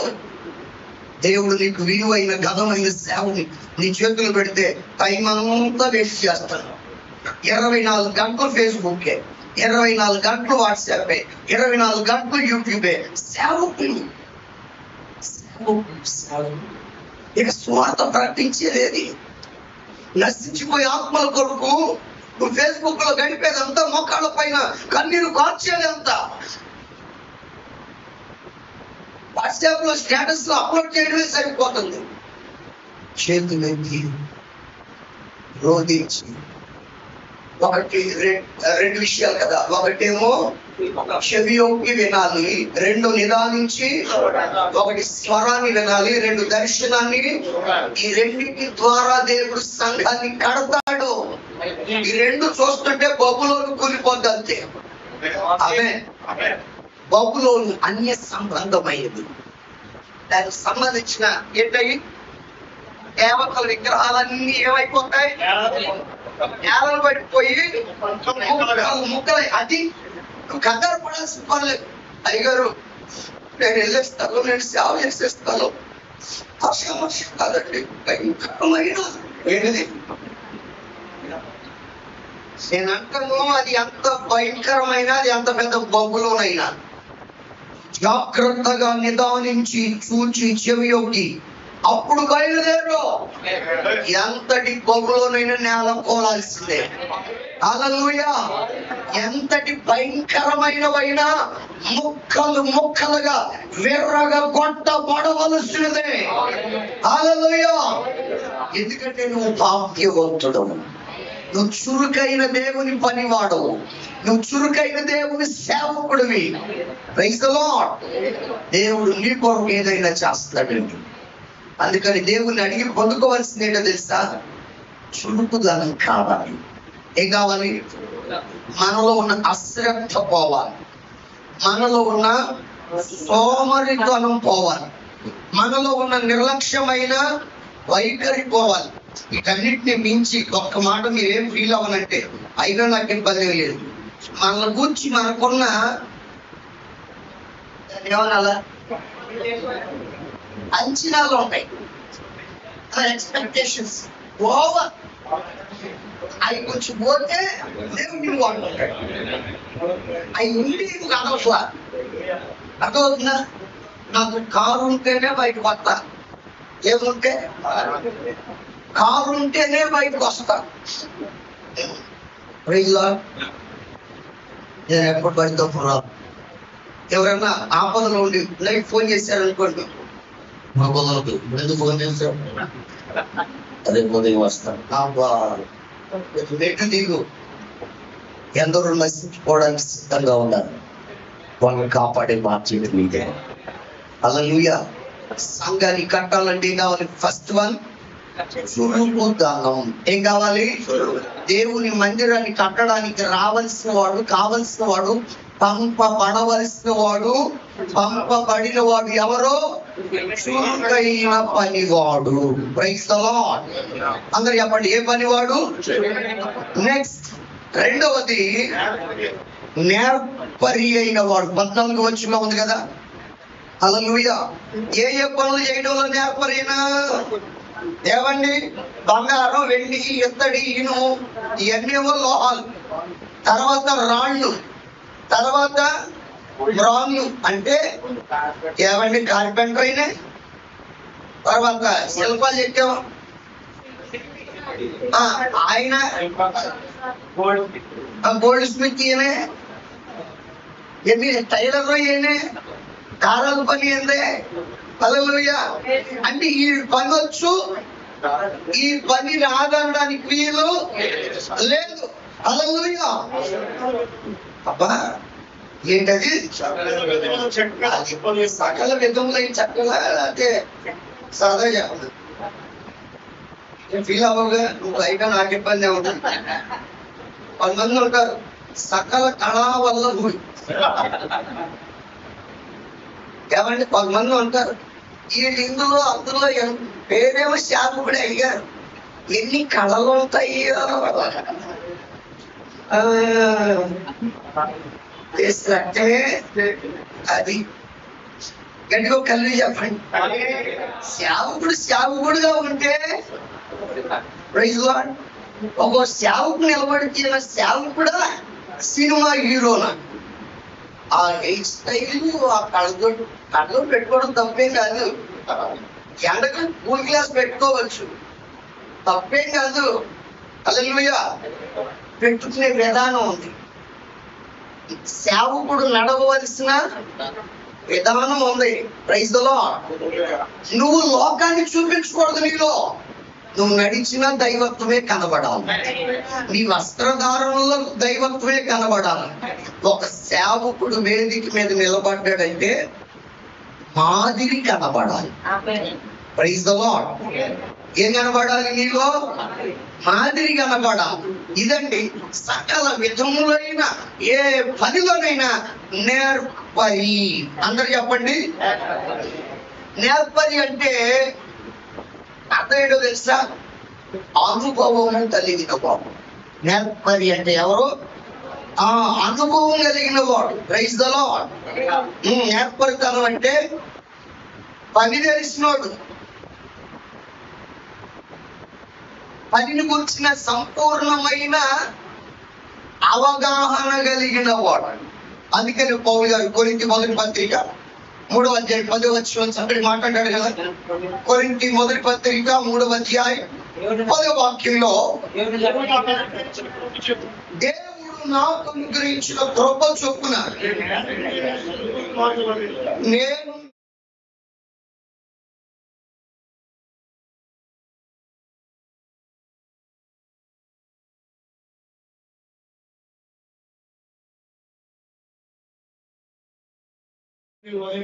ఒకసారి చూడండి. నేర్పరి అయిన శిల్పకారుడు అంటే రాళ్ళు చెక్కేవాడు, అంతే కదండి. ఇలా శిల్పాన్ని చెక్కేవాడు శిల్పకారుడు. ఇప్పుడు నీకు ఒక రాయి ఇచ్చారు, మంచి అందమైన బొమ్మను తయారు చేయమని. ఏ బొమ్మ? ఇక్కడ ఇక్కడ గట్టిగా బాగా గట్టిగానే కొట్టావు, ఇప్పుడు ఫేస్కి వచ్చింది. ఏంటది? శుద్ధి శ్రావణమా? ఉలి ఉలి ఉలి ఉలి గట్టిగా కొట్టేది శ్రావణం, స్మూత్ గా కొట్టేది కొంచెం ఉలి. ఆ ఉలి పట్టాడు. ఇప్పుడు ముక్కు చెప్పుతున్నాడు. ఏం చెప్తున్నాడు? పరధ్యానంలో ఉండి గట్టిగా కొట్టేసాడు అనుకో, ఎగిరిపోతాయి. ఏమనుకోండి, ముక్కు ఎగిరిపోతాయి. హల్లెలూయా. మంచిగా చెక్కాడు శవం చెక్కాడు. అర్థమవుతుందండి? దృష్టి అంతా దీని మీద పెట్టి చెక్కితే బాగుంటది. మంచి నేర్పరే. కాకపోతే ఎటో పళ్ళు పెట్టి ఇక్కడ పని పెడితే ఇది ఎగిరిపోద్ది. నువ్వు సేవ మీదే దృష్టి పెట్టాలి. హల్లెలూయా. ఎక్కడ పెట్టాలి? తొర్రేడు మీద దృష్టి పెట్టాలి, ఇంకో శివ మీద పెట్టకూడదు. హల్లెలూయా. కోరుకొండ మీదే దృష్టి పెట్టాలి. అప్పుడు ఆ ముక్కు కరెక్ట్గా ఉంటుంది. ఏమంటే ఉలేమో కోరుకొండ మీద పెట్టి, ఏమండి చూపేమో తొర్రేడు మీద పెడితే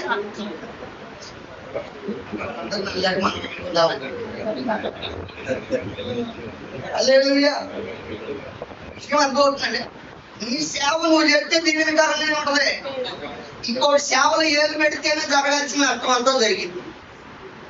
ఏదో వాకింగ్ చెప్పమని విషయం, అప్పుడు ఏముంది? మన పని మనం చేసుకొని వెళ్తే హల్లెలూయా. విజయ కుమారానికి తెలియదు అని చెప్పి నేను వచ్చి ఎక్కడ వాళ్ళతో వ్యక్తిగత పరిచయాలు అనుకునేది. ఎన్నోసారి రావడం సుమారుగా నేను చాలాసార్లు వచ్చాను. నేను ఇది మొదటిసారి కానీ సంఘానికి చాలాసార్లు వచ్చాను.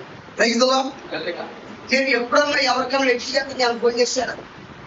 ఇప్పుడు కాదండి, 17 సంవత్సరాల పైబడి 18 సంవత్సరాల నుంచి పంతమూరు వస్తున్నాడు డేవిడ్ అని దగ్గర. 18 సంవత్సరాలు 17 సంవత్సరాలు అయింది. 2008 నుంచి వస్తానే ఉన్నా పంతమూరుకి. ఈ రోజుకైనా ఒక్క విశ్వాసకైనా నేను ఫోన్ చేశాను. ఒక్కరు చేసే పంతమూరులో నాకు తెలిసి లక్ష్మీనారాయణ, అది కూడా ఏసీ పని మీద మాత్రమే. అంతకు మించి ఇన్ని సంవత్సరం నా పని ఏంటి? సంఘాన్ని కట్టడం, అనవసరమైన వాటిలో దూరి దేవుడు నాకు ప్రత్యేకంగా కృప వరించాడు, స్వస్థత వరించాడు. ఏం పర్లేదు, ఫోన్ చేయం పర్లేదు, దేవుడు కానీ ఏం ఫీల్ అవుతాయి అని చెప్పి సపరేట్ కాంటాక్ట్ ఇచ్చి వెళ్తా ఉన్నాను అనుకోండి. ఏమవుద్ది? ఏసు రక్తమే. అది మరి నీ బొమ్మ మీద, నీ రాయి మీద నువ్వు దృష్టి పెట్టే చాలు, నీ సేవ బాగుంటుంది. నీ అనుభవం దేని మీద ఉపయోగించాలా?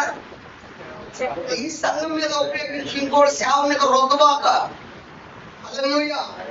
నేర్పరి అయిన శిల్పకారుడు చెక్కితే ఎలా ఉంటుందో తెలుసా? ఏ ముక్కు?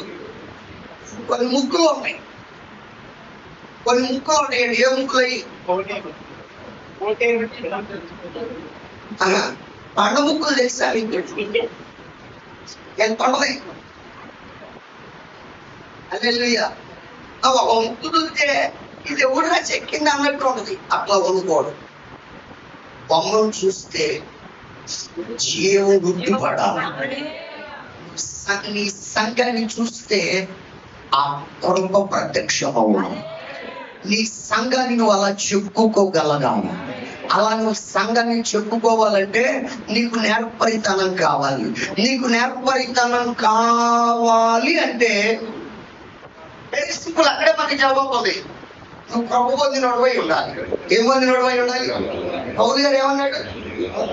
దేవుడు నాకు అనుగ్రహించిన కృప చొప్పుని పునాది వేశాడు. హల్లెలూయా.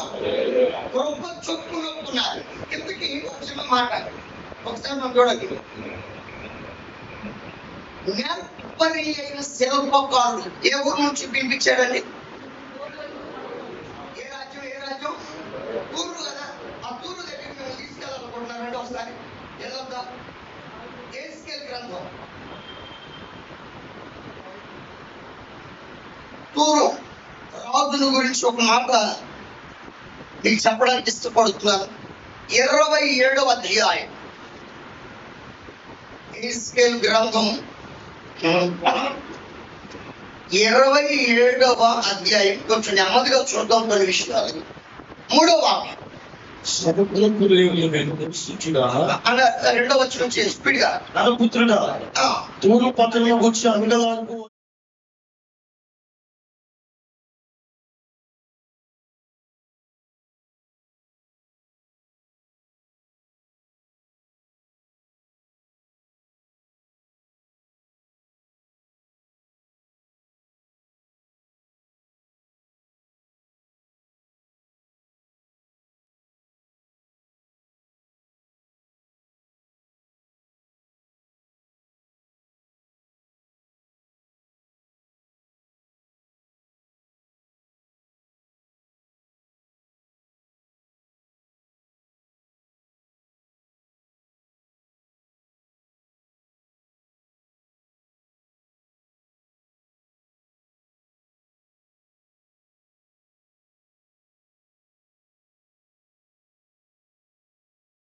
వచ్చిందో తెలుసా?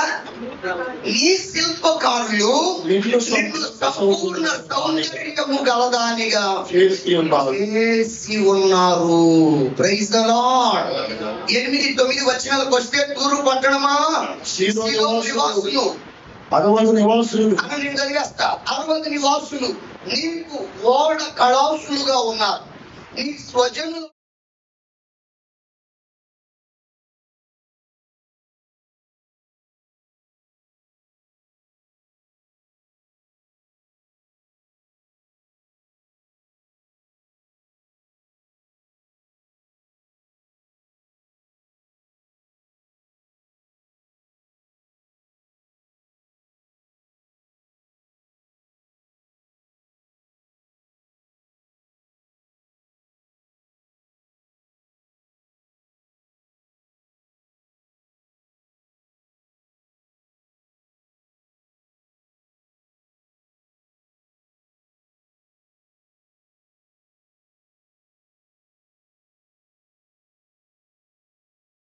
ప్రజ్ఞ కలిగిన వారు, పని తెలిసిన వారు, ప్రైజ్ ది లార్డ్, కావలి కాసేవాళ్ళు, వీళ్ళందరూ కలిస్తేనట పట్టణం సౌందర్యం ఏమైపోయింది?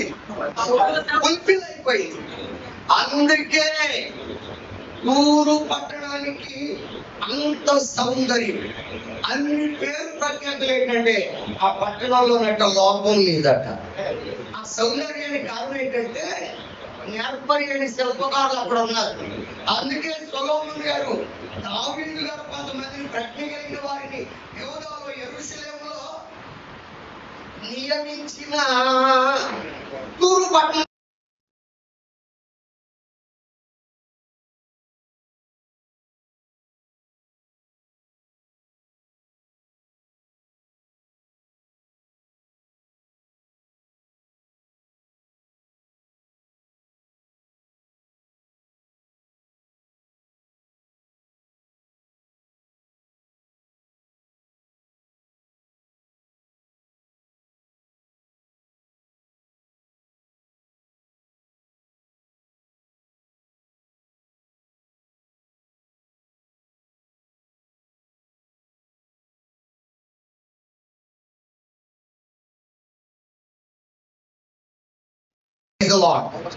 అప్పుడప్పుడు నేను పిలుచుకొని వాక్యం చెప్పిసుకోవాలి. ఆమె చెప్పండి.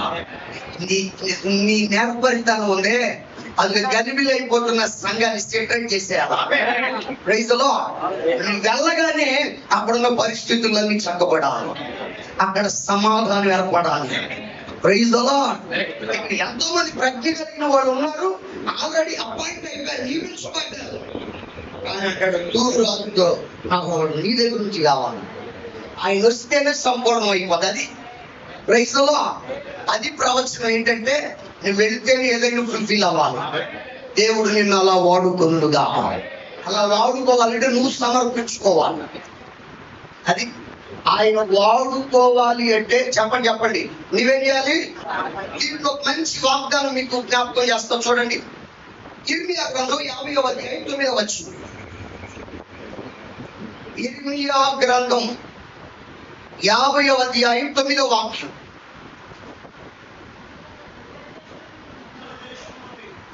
చదువు.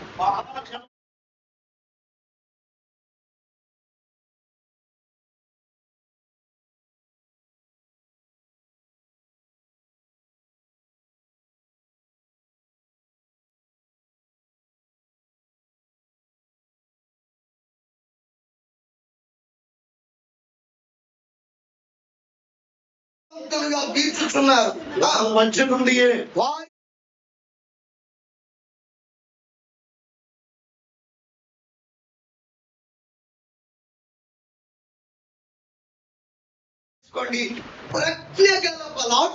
దోపుడు సొమ్ము పట్టుకొనగా, దోపుడు సొమ్ము తీసుకోకుండా మనలని రీతిగా వాళ్ళు వెళ్ళరు. ఆమె చెప్పండి. ఈ వాగ్దానం రాసుకోండి. ఈ రోజు ప్రభు మీకు ఇస్తున్న వాగ్దానం. నిజంగా నువ్వు నేర్పరి అయిన శిల్పకారుడు అయితే ఖచ్చితంగా దోపుడు సొమ్మును పట్టుకుంటావు. హల్లెలూయా. అంటే నీ కష్టం వ్యర్థం అవ్వదు, నీ ప్రయాస వ్యర్థం కాదు. అంటే దాన్ని ఇంకా పూర్తిగా నేను లోతుగా వివరించడానికి సమయం సరిపోదు కానీ ఏమండి, అందుకే నేను చాలా త్వరగా ముగించడానికి నేను ప్రయత్నం చేస్తున్నా. ఇది మాత్రం వాగ్దానం లాగా తీసుకోండి. ప్రజ్ఞ కలిగిన బలాఢ్యులట దోపుడు సొమ్ముని పట్టుకోకుండా వెనక్కి వెళ్ళరంట. అది చాలా మంది బలాఢ్యులు ఏం చేస్తారంటే ఓన్లీ శక్తుల్ని చంపెళ్తారు. బలాఢ్యులు ఏం చేస్తారు? శక్తుల్ని చంపెళ్తారు. ప్రజ్ఞ కలిగిన బలాఢ్యులేమో శక్తుల్ని చంపుతారు, వాడిని తోచుకుంటారు. రెండు జరగాలి. ఆమేన్. నువ్వు సాతాను గడి కోట గోడలు కోల్చాలి, ఆత్మల పంట కోయాలి. నువ్వెక్కడ సువార్త ప్రకటించిన అక్కడ ఆత్మరక్షణ పొందకుండా నీవు తిరిగి వెనకకు వెళ్ళకూడదు. ఈ భారంతో వెళ్ళాలి. అది దేవుని కృపలోనే సాధ్యం. ఇది నేర్పరితనం. ఆమేన్. అది ఈ నేర్పరితనం ప్రభు దగ్గర మనం అడిగి పొందుగాక. వాడు చురుకైన వాడు, రెండు నేర్పరి అయిన వాడు. మూడో మాట చెప్పి ముగించైనా మూడోది జ్ఞాపకం చేసి ముగిస్తా. సామర్థ్యం కూడా కాదు, నువ్వు తగిన సామర్థ్యం. అది ఏ సామర్థ్యం? చిన్న పదాలు ఉంటాయి. ఇప్పుడు ఇర్మియా గ్రంథంలో వివరించారు కదా, బలాఢ్యులు వేరు, నేర్పరి అయిన బలాఢ్యులు వేరు. బలాఢ్యులు ఓన్లీ చంపుతారంటే, ఎక్కడ కొడతారంటే. ప్రజ్ఞ కలిగిన బలాఢ్యులు ఏమో దోచుకుని వెళ్తారు. అది చంపుతారు, వాడి దగ్గర దోచుకుంటారు. ఒట్టి చేతులతో మాత్రం వెళ్ళరు. Praise the Lord. ఇది దేవుని కృప. ఆమె చెప్పండి. అలా నీ సామర్థ్యం వేరు. మనం ఏ ప్రాంతానికి వెళ్తే ఆ ప్రాంతానికి తగిన సామర్థ్యం పొందుకోవాలి. నువ్వు ఏ సంఘంలో నిలబడితే ఆ సంఘానికి తగిన ఉపదేశం నీ నోట నుంచి రావాలి. ఎక్కడ చెప్పినా ఒకటే మూల వాక్యం, కానీ లోపల కండ మారాలా, ఇన్నర్ మారాలి, ఉపదేశం అక్కడ సరిపోవాలి. Praise the lord. అర్థమవుతుందంటే తగిన సామర్థ్యం. ఒక యజమానుడట దేశాంతరం వెళ్తూ తన దగ్గర 3 పనులు ఉన్నారు కదా, వాళ్ళ దృష్టి ఒకటికేమో 5, ఒకటికేమో 2, ఇంకోటికేమో 1 ఇచ్చాడు కదా. అక్కడ వ్రాయబడి మాట మత్తయి సువార్త 25వ అధ్యాయంలో వ్రాయబడిన మాట, వాని సామర్థ్యము చదవండి ఒకసారి. 25:15 మత్తయి సువార్త 25వ అధ్యాయం. అతనికి 5 తలాంతులను, 15. ఒకనికి 2, ఒకరికి 2, ఒకనికి 1, ఒకరికి 1. ఎవరి సామర్థ్యము చెబుతూ చొప్పున వానికి ఇచ్చి. అందరూ ఆమె చెప్పండి. ఇక్కడే ఒక చిన్న మాట మీకు చెప్పిన ఒకసారి నన్ను చూడండి. సేవకులకి ఈ మధ్య కుళ్ళు ఎక్కువైపోవాలి. ఏంటది? వాళ్ళ సేవ అభివృద్ధి చెందుతుంది అనుకోండి, అస్సలు ఓర్చుకోలేదు. ఆళ్ళు వచ్చి చిన్నిక్కు చేసి ఎంతమందిని పోగేసుకుంటున్నాడు అంతా ఓకే. ఇది చిమ్మిక్కు లేవు, ఇంకా నీ ఎక్కువ డెవలప్ అవ్వాలిగా. అందుకని కొంచెం తగ్గించి కుళ్ళుకోవడం, ప్రభుని అడిగి పొందుకోవాలి. ఒకరి దగ్గర 400 మంది విశ్వాసులు ఉంటారు, ఒకరి దగ్గర 40 మందే ఉంటారు. మన దేవుడు ఎప్పుడు అన్యాయస్తుడు. ఆయన ఎప్పుడు ఎవరికి ఏది ఇచ్చినా వారి సామర్థ్యం. నువ్వు 40 మంది కోసం ప్రార్థన చేయగలిగితే 40 మందినే ఇస్తాడు. నువ్వు 400 మంది కొరకు చేతులు ఎత్తగలిగిన ప్రార్థన అనుకుంటే 400 మందిని ఇస్తాడు. Praise the Lord. నువ్వు ఎంత మందిని గుండెల పైన మోయగలిగిన శక్తి సామర్థ్యం ఉంటే అంతమందిని దేవుడికి ఇస్తాడు. అంతే తప్ప ఎవరికో ఎక్కువ మంది ఉన్నారు, నీకు తక్కువ ఉన్నారని లేని కొన్ని నిందలు వేయొద్దు. ఈ మధ్య ఇది ఎక్కువ అయిపోతుంది. నేను అందుకే చెప్పా, ఇంకొకటి శిల్పం చెప్పబాకండి, మీ శిల్పం మీరు చెప్పుకోండి. హల్లెలూయా. ఇంకోటి దాని మీద దృష్టి పెట్టబాకండి. మన సంఘం పాడైపోద్ది, మన సేవ పాడైపోద్ది. నీ సామర్థ్యాన్ని పెంచుకో. కావాలంటే చిమ్ముకెళ్ళు, పెంచు, కండలు పెంచు. జిమ్ అంటే ఏంటో తెలుసా? జిమ్ అంటే చేతులు పైకి ఎత్తడం. హల్లెలూయా. ఏమండి, నేను గడిచిన రాత్రి ఈ వర్తమానాన్ని ధ్యానం చేస్తూ ఉంటే అక్కడ నేను చక్కగా ఒక మాట చదివాను.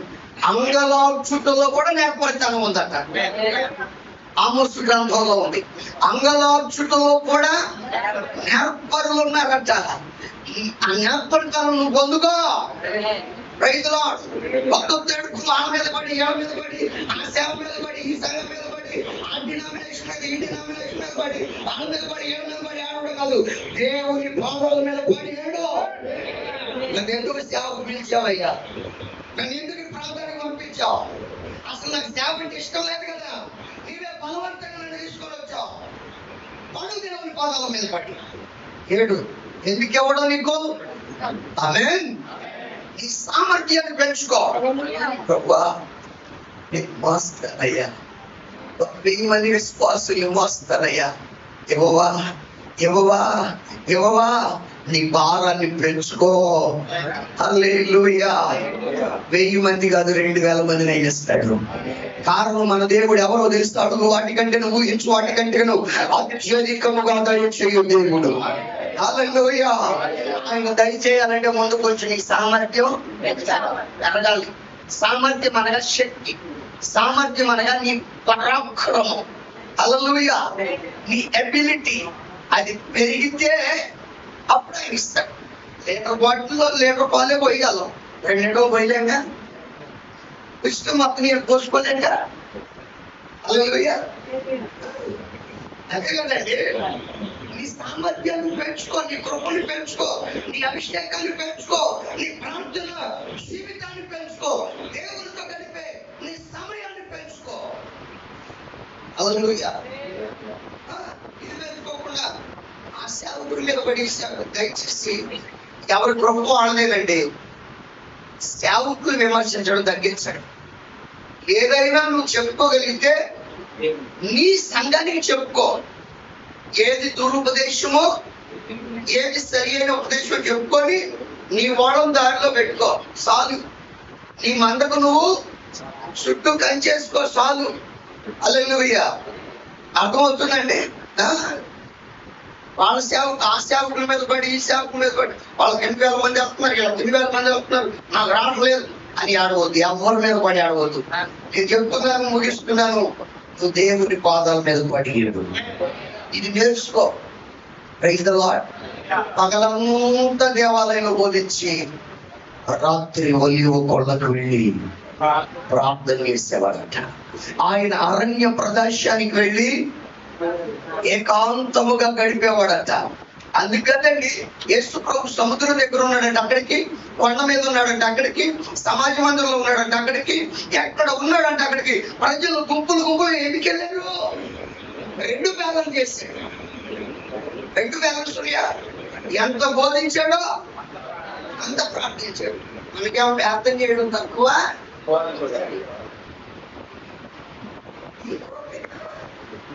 హల్లెలూయా. నీకెవడో జనాన్ని ఏమనుకోబాకండి అమ్మా. హల్లెలూయా. నువ్వు ఆయన పాదాల దగ్గర గడిపే వ్యక్తి అయితే నీ నమ్మకాన్ని చూసి నువ్వు 100 మందిని అడిగితే 300 మందిని ఇస్తాడు. హల్లెలూయా. సామర్థ్యం కలిగిన వాడు కూడా ఎవరు ఎవరు ఎవరు ఎవరో అందుకనే తూరు పట్టు నుంచి పంపించబడుతున్నాడు. నేను ఇందాకే చెప్పాను, సామర్థ్యం నీలో ఉంటే నేను బూదిగంతా వరకు ప్రభువుని తీసుకెళ్ళి వాడుకుంటాడు. హల్లెలూయా. అర్థమవుతుందా? నిన్ను ఏ వేదిక మీద ఎక్కిస్తాడు, ఏ సమయంలోనైనా నిలబెట్టి వాడుకుంటాడు. ఆ సమయాన్ని, ఆ సామర్థ్యాన్ని కన్నీళ్లతో నువ్వు పొందుకోవాలి. Praise the Lord. ఇది అడిగి తెచ్చుకునేది. నేను మంచిగా వాక్యం చెప్తానండి, మీరు నన్ను తీసుకుంటారా? హల్లెలూయా. నా దగ్గర చాలా సబ్జెక్ట్ ఉందండి. మీకు కనుక 2 days టైం పెట్టుకుని నాకు దానికి పిలిస్తే సబ్జెక్ట్స్ చెప్తానండి. బోర్డు కూడా తీసుకొచ్చి, కుదిరితే ప్రొజెక్ట్ ఒకటి తీసుకొచ్చి, నువ్వు అడగాల్సిన పని లేదు. నీలో సామర్థ్యం ప్రభుత్వం పంపిస్తాడు. హల్లెలూయా. ఈ మధ్య వీళ్ళు ఎక్కువైపోతున్నారు. ఎవరు ఎక్కువైపోతున్నారు? అట్లా ఏంటండి, నైమాను ఎలీషా దగ్గరకు వచ్చి ఆయన జబ్బు కోసం ఆయన నాన్న కంటాలు పడి, దెబ్బలు పడి, ఏదో ఏదో చేసి ఏమండి బాగుపడి వెళ్తుంటే పక్కన గెహాజీ ఇటు దృష్టి అంతా దేని మీద? మా అయ్యారికి సంబంధించిన సాగరా అదే నేనైతేనా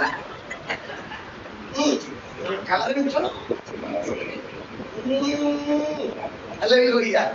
ఎలీషాను నాకేం వదిలేమంటాడు. గురువు గారి దగ్గర ఏం నేర్చుకోవాలి? ఏమండి ఏం పొందుకోలేదు సార్? గురువు గారు పొందిన అభిషేకంలో నుంచి రెట్టింపు అభిషేకం పొందుకోవడానికి ప్రార్థన చేయాలి. హల్లెలూయా. 3 నెలలు డేవిడ్ అన్న మా పాస్టర్ జాన్ కూడా కదా, పాస్టర్ జాన్ గారు అయ్యాడు. ఇప్పుడు జాన్ మా దగ్గర పంపించారు. 3 నెలలు పంచాయతీలో ఉంచండి అని ఇప్పుడు పంపించారు. 3 నెలలు. హల్లెలూయా. ఇప్పుడు నా దగ్గర 3 నెలలు అంటే ఇక్కడ దాదాపు నా దగ్గర 6 సంవత్సరాలు ఉన్నాడు. 3 నెలలు అభిషేకం ఇచ్చాము. పాస్టర్ అభిషేకం ఇచ్చే ముందు 3 నెలలు పంపించారు నా దగ్గర. ఏమి నేర్చుకోమని? కొన్ని అనుభవాలు, కొన్ని క్రమాలు ఇప్పటికే చాలా నేర్చుకున్నావు. నేను వచ్చినప్పుడు, ఇక్కడికి వచ్చినప్పుడు వాళ్ళకి చెప్తా ఉంటాను, అంతేనా? ఇక్కడికి వచ్చినప్పుడు కూడా నాకు టీయో కాఫీ ఏదో ఒకటి ఇస్తా ఉంటాడు. ఇచ్చినప్పుడల్లా దానికి గిఫ్ట్గా ఏదో ఒక మంచి సలహాలు ఇస్తా ఉంటారు మొత్తం మీద. అయితే ఇప్పుడు దగ్గర వెళ్ళి నేర్చుకోమని 3 నెలలు పంపించాడు. నా దగ్గరికి వచ్చాడు సహోదరుడు, నేర్చుకున్నాడు. హల్లెలూయా. ఇప్పుడు ఇక్కడికి వచ్చాడు, మరలా డేవిడ్ దగ్గరకు వచ్చాడు. ఇప్పుడు పాస్టర్ అయిపోయాడు. అంటే అర్థం అవడం కోసం నేను కంగారు పడతాం. ఓకేనా? హల్లెలూయా. ఇప్పుడు పాస్టర్ అయ్యాడు. ఇప్పుడు ఎక్కడికి పంపించాలి? డేవిడ్కి ఏమన్నా 100 సంఘాలు ఉన్నాయా అన్న? సంఘం ఇస్తాను ఏమన్నా, సంఘం ఇస్తాను అని మీరు సేవకి ఏమైనా తీసుకున్నారా? లేదుగా. సేవ నేర్పిస్తా, పరిచయం నేర్పిస్తా అంతేగా. సంఘం ఏమన్నా రాసిస్తా అన్నారా? లేదుగా. నాకు తెలియని సంఘాలు ఏమి లేవుగా. అప్పుడు నీకు అభిషేకం ఇచ్చి సాక్షి చెప్పించిన రోజు కూడా నేను అడిగే చెప్పింది ఏమని? సేవకుల దగ్గర నుంచి మనం ఏం పొందుకోవాలి?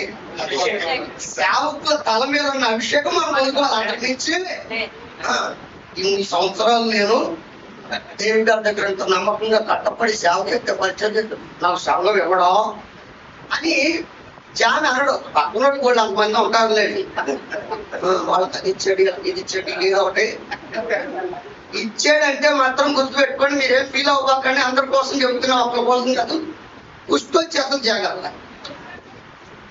ఏమొచ్చేస్తుంది? మీరు దీన్ని ఆశీర్వాదం అనుకుంటారు, ఏమనుకుంటారు?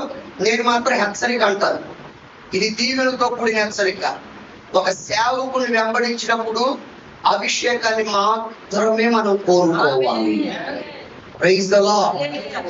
ఇదేనా మీకు చివరి ఆదివారం చెప్పింది? నేను అభిషేకాన్ని పొందుకొని వెళ్ళాలి కనుక. కానీ ఇక సేవకుల దగ్గర మనం అది ఇది ఆల్రెడీ నీకు కొన్ని నాలుగు మాటలు కూడా చెప్పా కదా, ఇంతకుముందు సంవత్సరం క్రితం చెప్పా.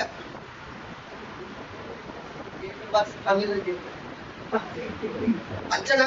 వినపడిందా? గట్టిగా కలిగి చెప్పండి, చేతులు ఎత్తి స్వరం ఎత్తి చెప్పండి. పిలువబడిన వారం అయితే, ఏర్పరచబడిన వారం అయితే అరణ్యంలో పంపించిన సంఘం కట్టబడింది. ఎందుకంటే నీ తల మీద దేవుని కృప కనుక.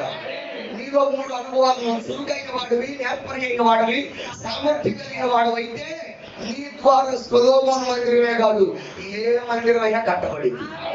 అక్కడ ఒక్క మందిరమే కట్టబడింది, నీ ద్వారా వేల మందిరాలు కట్టబడవచ్చు. హల్లెలూయా. వేల ఆత్మల రక్షణ పొందవచ్చు. ఆ సామర్థ్యం దేవుని పాదాల దగ్గర మనం పొందుకుంటాము. ఈ వర్తమానాన్ని, ఉపదేశాన్ని నేను ముగిస్తున్నాను. మనకంటే మందిరం సామాన్యులు కాదు, సకలమైన దేవతల కంటే మహనీయుడిది. గొప్ప మందిరం, మహాదేవుని మందిరం అనగా జీవము గల దేవుని సంఘం. ఈ చివరి దినాల భయంకరమైన ఉపదేశాలు సంఘాన్ని పాడు చేస్తూ, సేవలన్నింటినీ పాడు చేస్తా ఉన్నాయి. మీరేం కంగారు పడదు. నేను ఒక సేవకుడిగా ఎవరు మీ అందరికీ ప్రవచనాత్మకంగా చెబుతున్నాను, మీ సంఘాలు ఏం పాడవు, ఎవరు దోచుకోరు. మీరు చురుకుగా ఉండండి. దేవుని స్వరాన్ని వినడంలో, దర్శనం చూడడంలో అనుభవాన్ని దేవుని దగ్గర పెంచుకోండి. దైవ జ్ఞానం చేత నింపబడండి. మోకాళ్ళ మీద పడి మీ సామర్థ్యాన్ని పెంచుకోండి. మీ సంఘాన్ని ఎవరు పాడు చేయరు. ఇంకా మీ సంఘాలు క్షేమాభివృద్ధి చెందుతాయి. మీ సంఘపు సరిహద్దు విశాలపరచబడతాయి. దేవుడంటి కృప చేత నింపును గాక. సేవకులమైన మనమందరం లేచి నిలబడదాం, ప్రార్థన చేసుకుందాం. దయచేసి అందరూ లేచి నిలబడదాం, ప్రార్థన చేసుకుందాం. హల్లెలూయా, హల్లెలూయా. రబా షకరబక తురాల రబాల రీ లిబాల షమా నబా దురాల రబాల రబా. కళ్ళు మూసుకు వాళ్ళు 2 చేతులు పైకెత్తి ప్రార్థన చేసుకుందాం. సేవకులమైన మనమందరం మన ప్రాణ ఆత్మ శరీరాలను అప్పగించుకుందాం. మన ప్రాణ ఆత్మ శరీరాలను అప్పగించుకుందాం. మన సేవని అప్పగిద్దాం. మన సంఘాన్ని అప్పగిద్దాం. మన ఆత్మీయ జీవితాన్ని అప్పగిద్దాం. మన వ్యక్తిగత జీవితాన్ని ఆయన చేతుల్లో పెడదాం. యూదాలో ఎంతో మంది ప్రజ్ఞ కలిగిన వారు ఉన్నారు. యెరూషలేములో ఎంతో మంది ప్రజ్ఞ కలిగిన వారు ఉన్నారు. కాదు, నాకు తూరు పట్టణం నుండి కావాలి, అక్కడ నుండి ప్రజ్ఞ కలిగిన ఒక మనుష్యుడు కావాలి. హల్లెలూయా, హల్లెలూయా. అందుకు హూరాము అనే ఒక వ్యక్తి పంపబడుతున్నాడు. Thank you Jesus, thank you Jesus. చురుకైన వాడు పంపబడుతున్నాడు, నేర్పరి అయిన వాడు పంపబడుతున్నాడు, సమర్థుడైన వాడు పంపబడుతున్నాడు. ఓ హల్లెలూయా. పిలువబడిన సేవకుడా, ఏర్పరచబడిన సేవకుడా, ఆ చురుకుదనం నీలో ఉందా? ఆ నేర్పరితనం నీలో ఉందా? ఆ సామర్థ్యం నీలో ఉందా? ఒకవేళ లేకపోతే ప్రభుని అడిగి పొందుకో, ప్రభుని అడిగి పొందుకో. రకరకాల ఉపదేశాలు సంఘాలను గలిబిలి చేస్తున్న రోజు. అయ్యో, భిన్నాభిప్రాయాలు సంఘాన్ని గలిబిలి చేస్తాయి. ఇటువంటి దినాల్లో నీ సంఘం సరి అయిన విధానంలో కట్టబడాలంటే, నీ సేవ సరి అయిన విధానంలో కొనసాగాలంటే నువ్వు చురుకైన వ్యక్తిగా ఉండాలి. నువ్వు నేర్పరి అయిన వ్యక్తిగా ఉండాలి. సామర్థ్యము కలిగిన వ్యక్తిగా నీవు ఉండాలి. అడిగి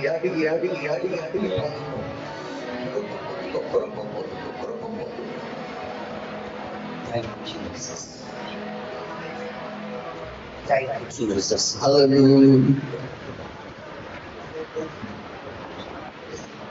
Oh, thank you, Jesus.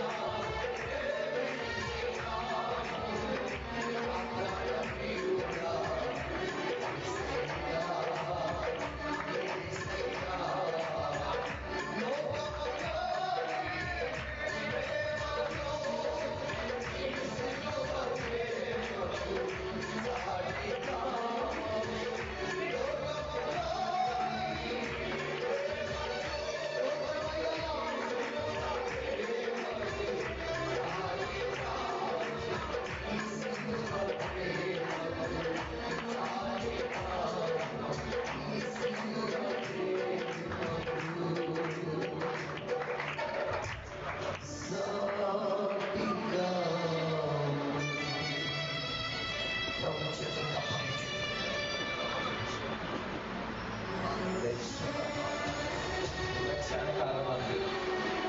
నెల జీవము కలిగిన సంగములు ఎలా కట్టాలో నిరాశ నిస్పృహలో ఉన్న ప్రతి సేవకుని రేపడానికి పరిశుద్ధాత్మ దేవుడిగా చురుకుగా ఉండాలని నశించిపోతున్న ఆత్మలు వెనుకుతున్నా నాలో నీలో సోమరితనం ఉండి సంఘములో భయంకరమైన పరిస్థితులు వెంటాడుతుండగా ఈ రోజు సూటిగా ప్రభు మాట్లాడారు. సులువుగా కలిగి మన జీవితాలు కొనసాగించడానికి ఆ కృపను మన పొందుగా నిశ్చయముగా సామర్థ్యత కలిగిన వారిగా మనం పొందాం. సామర్థ్యత కలిగిన శిల్పకారులు వలె సంఘమును ఆయనకు ఇష్టమైన రూపముల మనలో చెందుతాం. మూడవదిగా నిశ్చయముగా దేవుడు నీతో నాతో మాట్లాడాడు. ఏ విషయంలోనైతే మనం ఇంకా సామర్థ్యత లేక మోకాళ్ళను లేక ప్రార్థనలకు లేక వాక్యములో ఎక్కువ సమయం కూర్చొని వినే అనుభవం లేని వారిగా ఉన్నావేమో మంచి అనకాల మంది తీర్మానం చేసుకుంటా ఈ మూడు అనుభవాలు కలిగిన తూరు ప్రాంతము నుండి మందిరం కట్టడానికి తీసుకుని వచ్చిన గొప్ప దేవుడు కదయ్యా. మాకిచ్చిన నాయన జీవము కలిగిన సంఘమును ఇక్కడ నాయన నీ రూపమును కట్టే ఆ కృప మాకు అనుగ్రహించండి అయ్యా. నీ ఎదుట నిలబెట్టగలిగిన ఆ కృప మాకు కావాలయ్యా. ఇతరుల సంఘమును చూసే ఆ భయంకరమైన అసూయ అనే నాయన ఆ దురాత్మ నాలో వాళ్ళు తొలగించండి అని అందరం కలిసి ప్రార్థన చేద్దాం. ప్రేమాస్వరూపుడమైన మా తండ్రి నీకు స్తోత్రాలు. అత్యంత కృప చూపుతున్నవాడా, ఈ దినము మా మధ్యలో ఉండి మా అవసర అక్కరలను చూచి ప్రభా సేవలో ఉన్న ప్రతికూల పరిస్థితి ఎందుకు వస్తుందో దానికి ఒక ప్రశ్నార్థకంగా ఉన్న మా జీవితాలలో ఈ దినం తేటపరిచిన గొప్ప దేవుడు అనేక చురుకుగా ఉండడానికి ఇష్టపడుతున్నాము నాయన. ఇప్పటి వరకు సోమరిగా చెయ్యవలసిన పని ఎంతగా ఉన్నా దానిని మేము చేయలేని వారిగా ఉన్నామేమో. దయతో మమ్మల్ని క్షమించాలి. నెల నెల ఉపదేశం చేసి మమ్మల్ని బలపరుస్తూ రేపుతున్న విధానాలు బట్టి నీకు స్తోత్రాలు అయ్యా. ఒక్కొక్కరితో మీరు మాట్లాడారు. సంఘములో ఉన్న ప్రతికూల పరిస్థితులన్నిటికీ కూడా అనుకూల పరచగలిగిన అభిషేకముతో మమ్మల్ని నింపుతున్న విధానం బట్టి నీకు స్తోత్రాలు. ఆ కృప మాకు కావాలి ప్రభా. ఆ కృపతో మమ్మల్ని నింపట్టి ప్రభా. సామర్థ్యత కలిగిన వారిగా మమ్మల్ని మార్చండి ప్రభా. నేర్పరైన శిల్పకారుని వలె అయ్యా సంఘముల నీ రూపములను తీర్చగలిగిన కృప ఒక్కొక్కరి మీద దిగవచ్చును గాక. తిరుమాళ్ళ మనము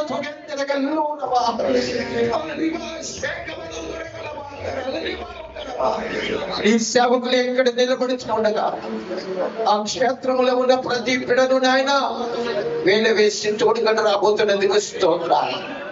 సామర్థ్యత కలిగిన వారిగా మార్చబోతున్నందుకు స్తోత్రాలు. అది వచ్చి వారములో అనేక సాక్ష్యాలు మేము వినుదుముగాక. ఈ కార్యాన్ని జరిగించి ఇదిగో వారం అనగా ప్రభా తండ్రి నీ సేవకుడికి ఇచ్చిన కుమారు గారు అయ్యా తండ్రికి పెట్టిన ఈ నాయన సహవాసము బట్టి నీకు స్తోత్రాలు. సేవకుల సదస్సులు బట్టి రాత్రి జరగనై ఉన్న నాయన కూడికను బట్టి నీకు స్తోత్రాలు. అనేకులు ఈ ప్రాంతంలో నశించిపోతున్నారు ప్రభా. ఎంతో బలవంతమైన నీ సేవ చేస్తూ ఉండగా కన్నులు ఉండి మేము చేయలేనివి అయ్యా తండ్రి నాయన అది నాయన ప్రక్కన పెట్టి ప్రభా నీ కొరకు రోషము కలిగి చేస్తున్న నీ సేవకుడి మీద నీ కృప కలుగునుగా. అవసరాలు అక్కడ మైంలో తెచ్చి ఆయన నిలబెట్టి మాతో ఇప్పటి వరకు మాట్లాడిన ఆత్మీయతను బట్టి నీకు స్తోత్రాలు.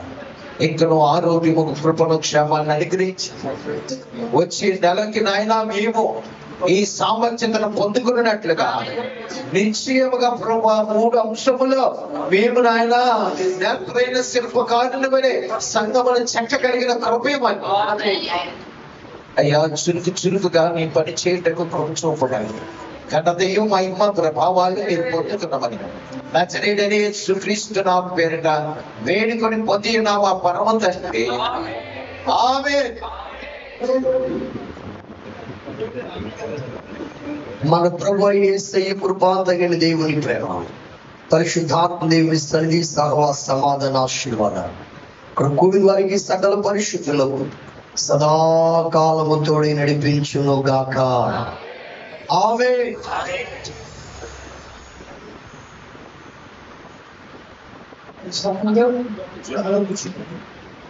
సమయంలో మంచిగా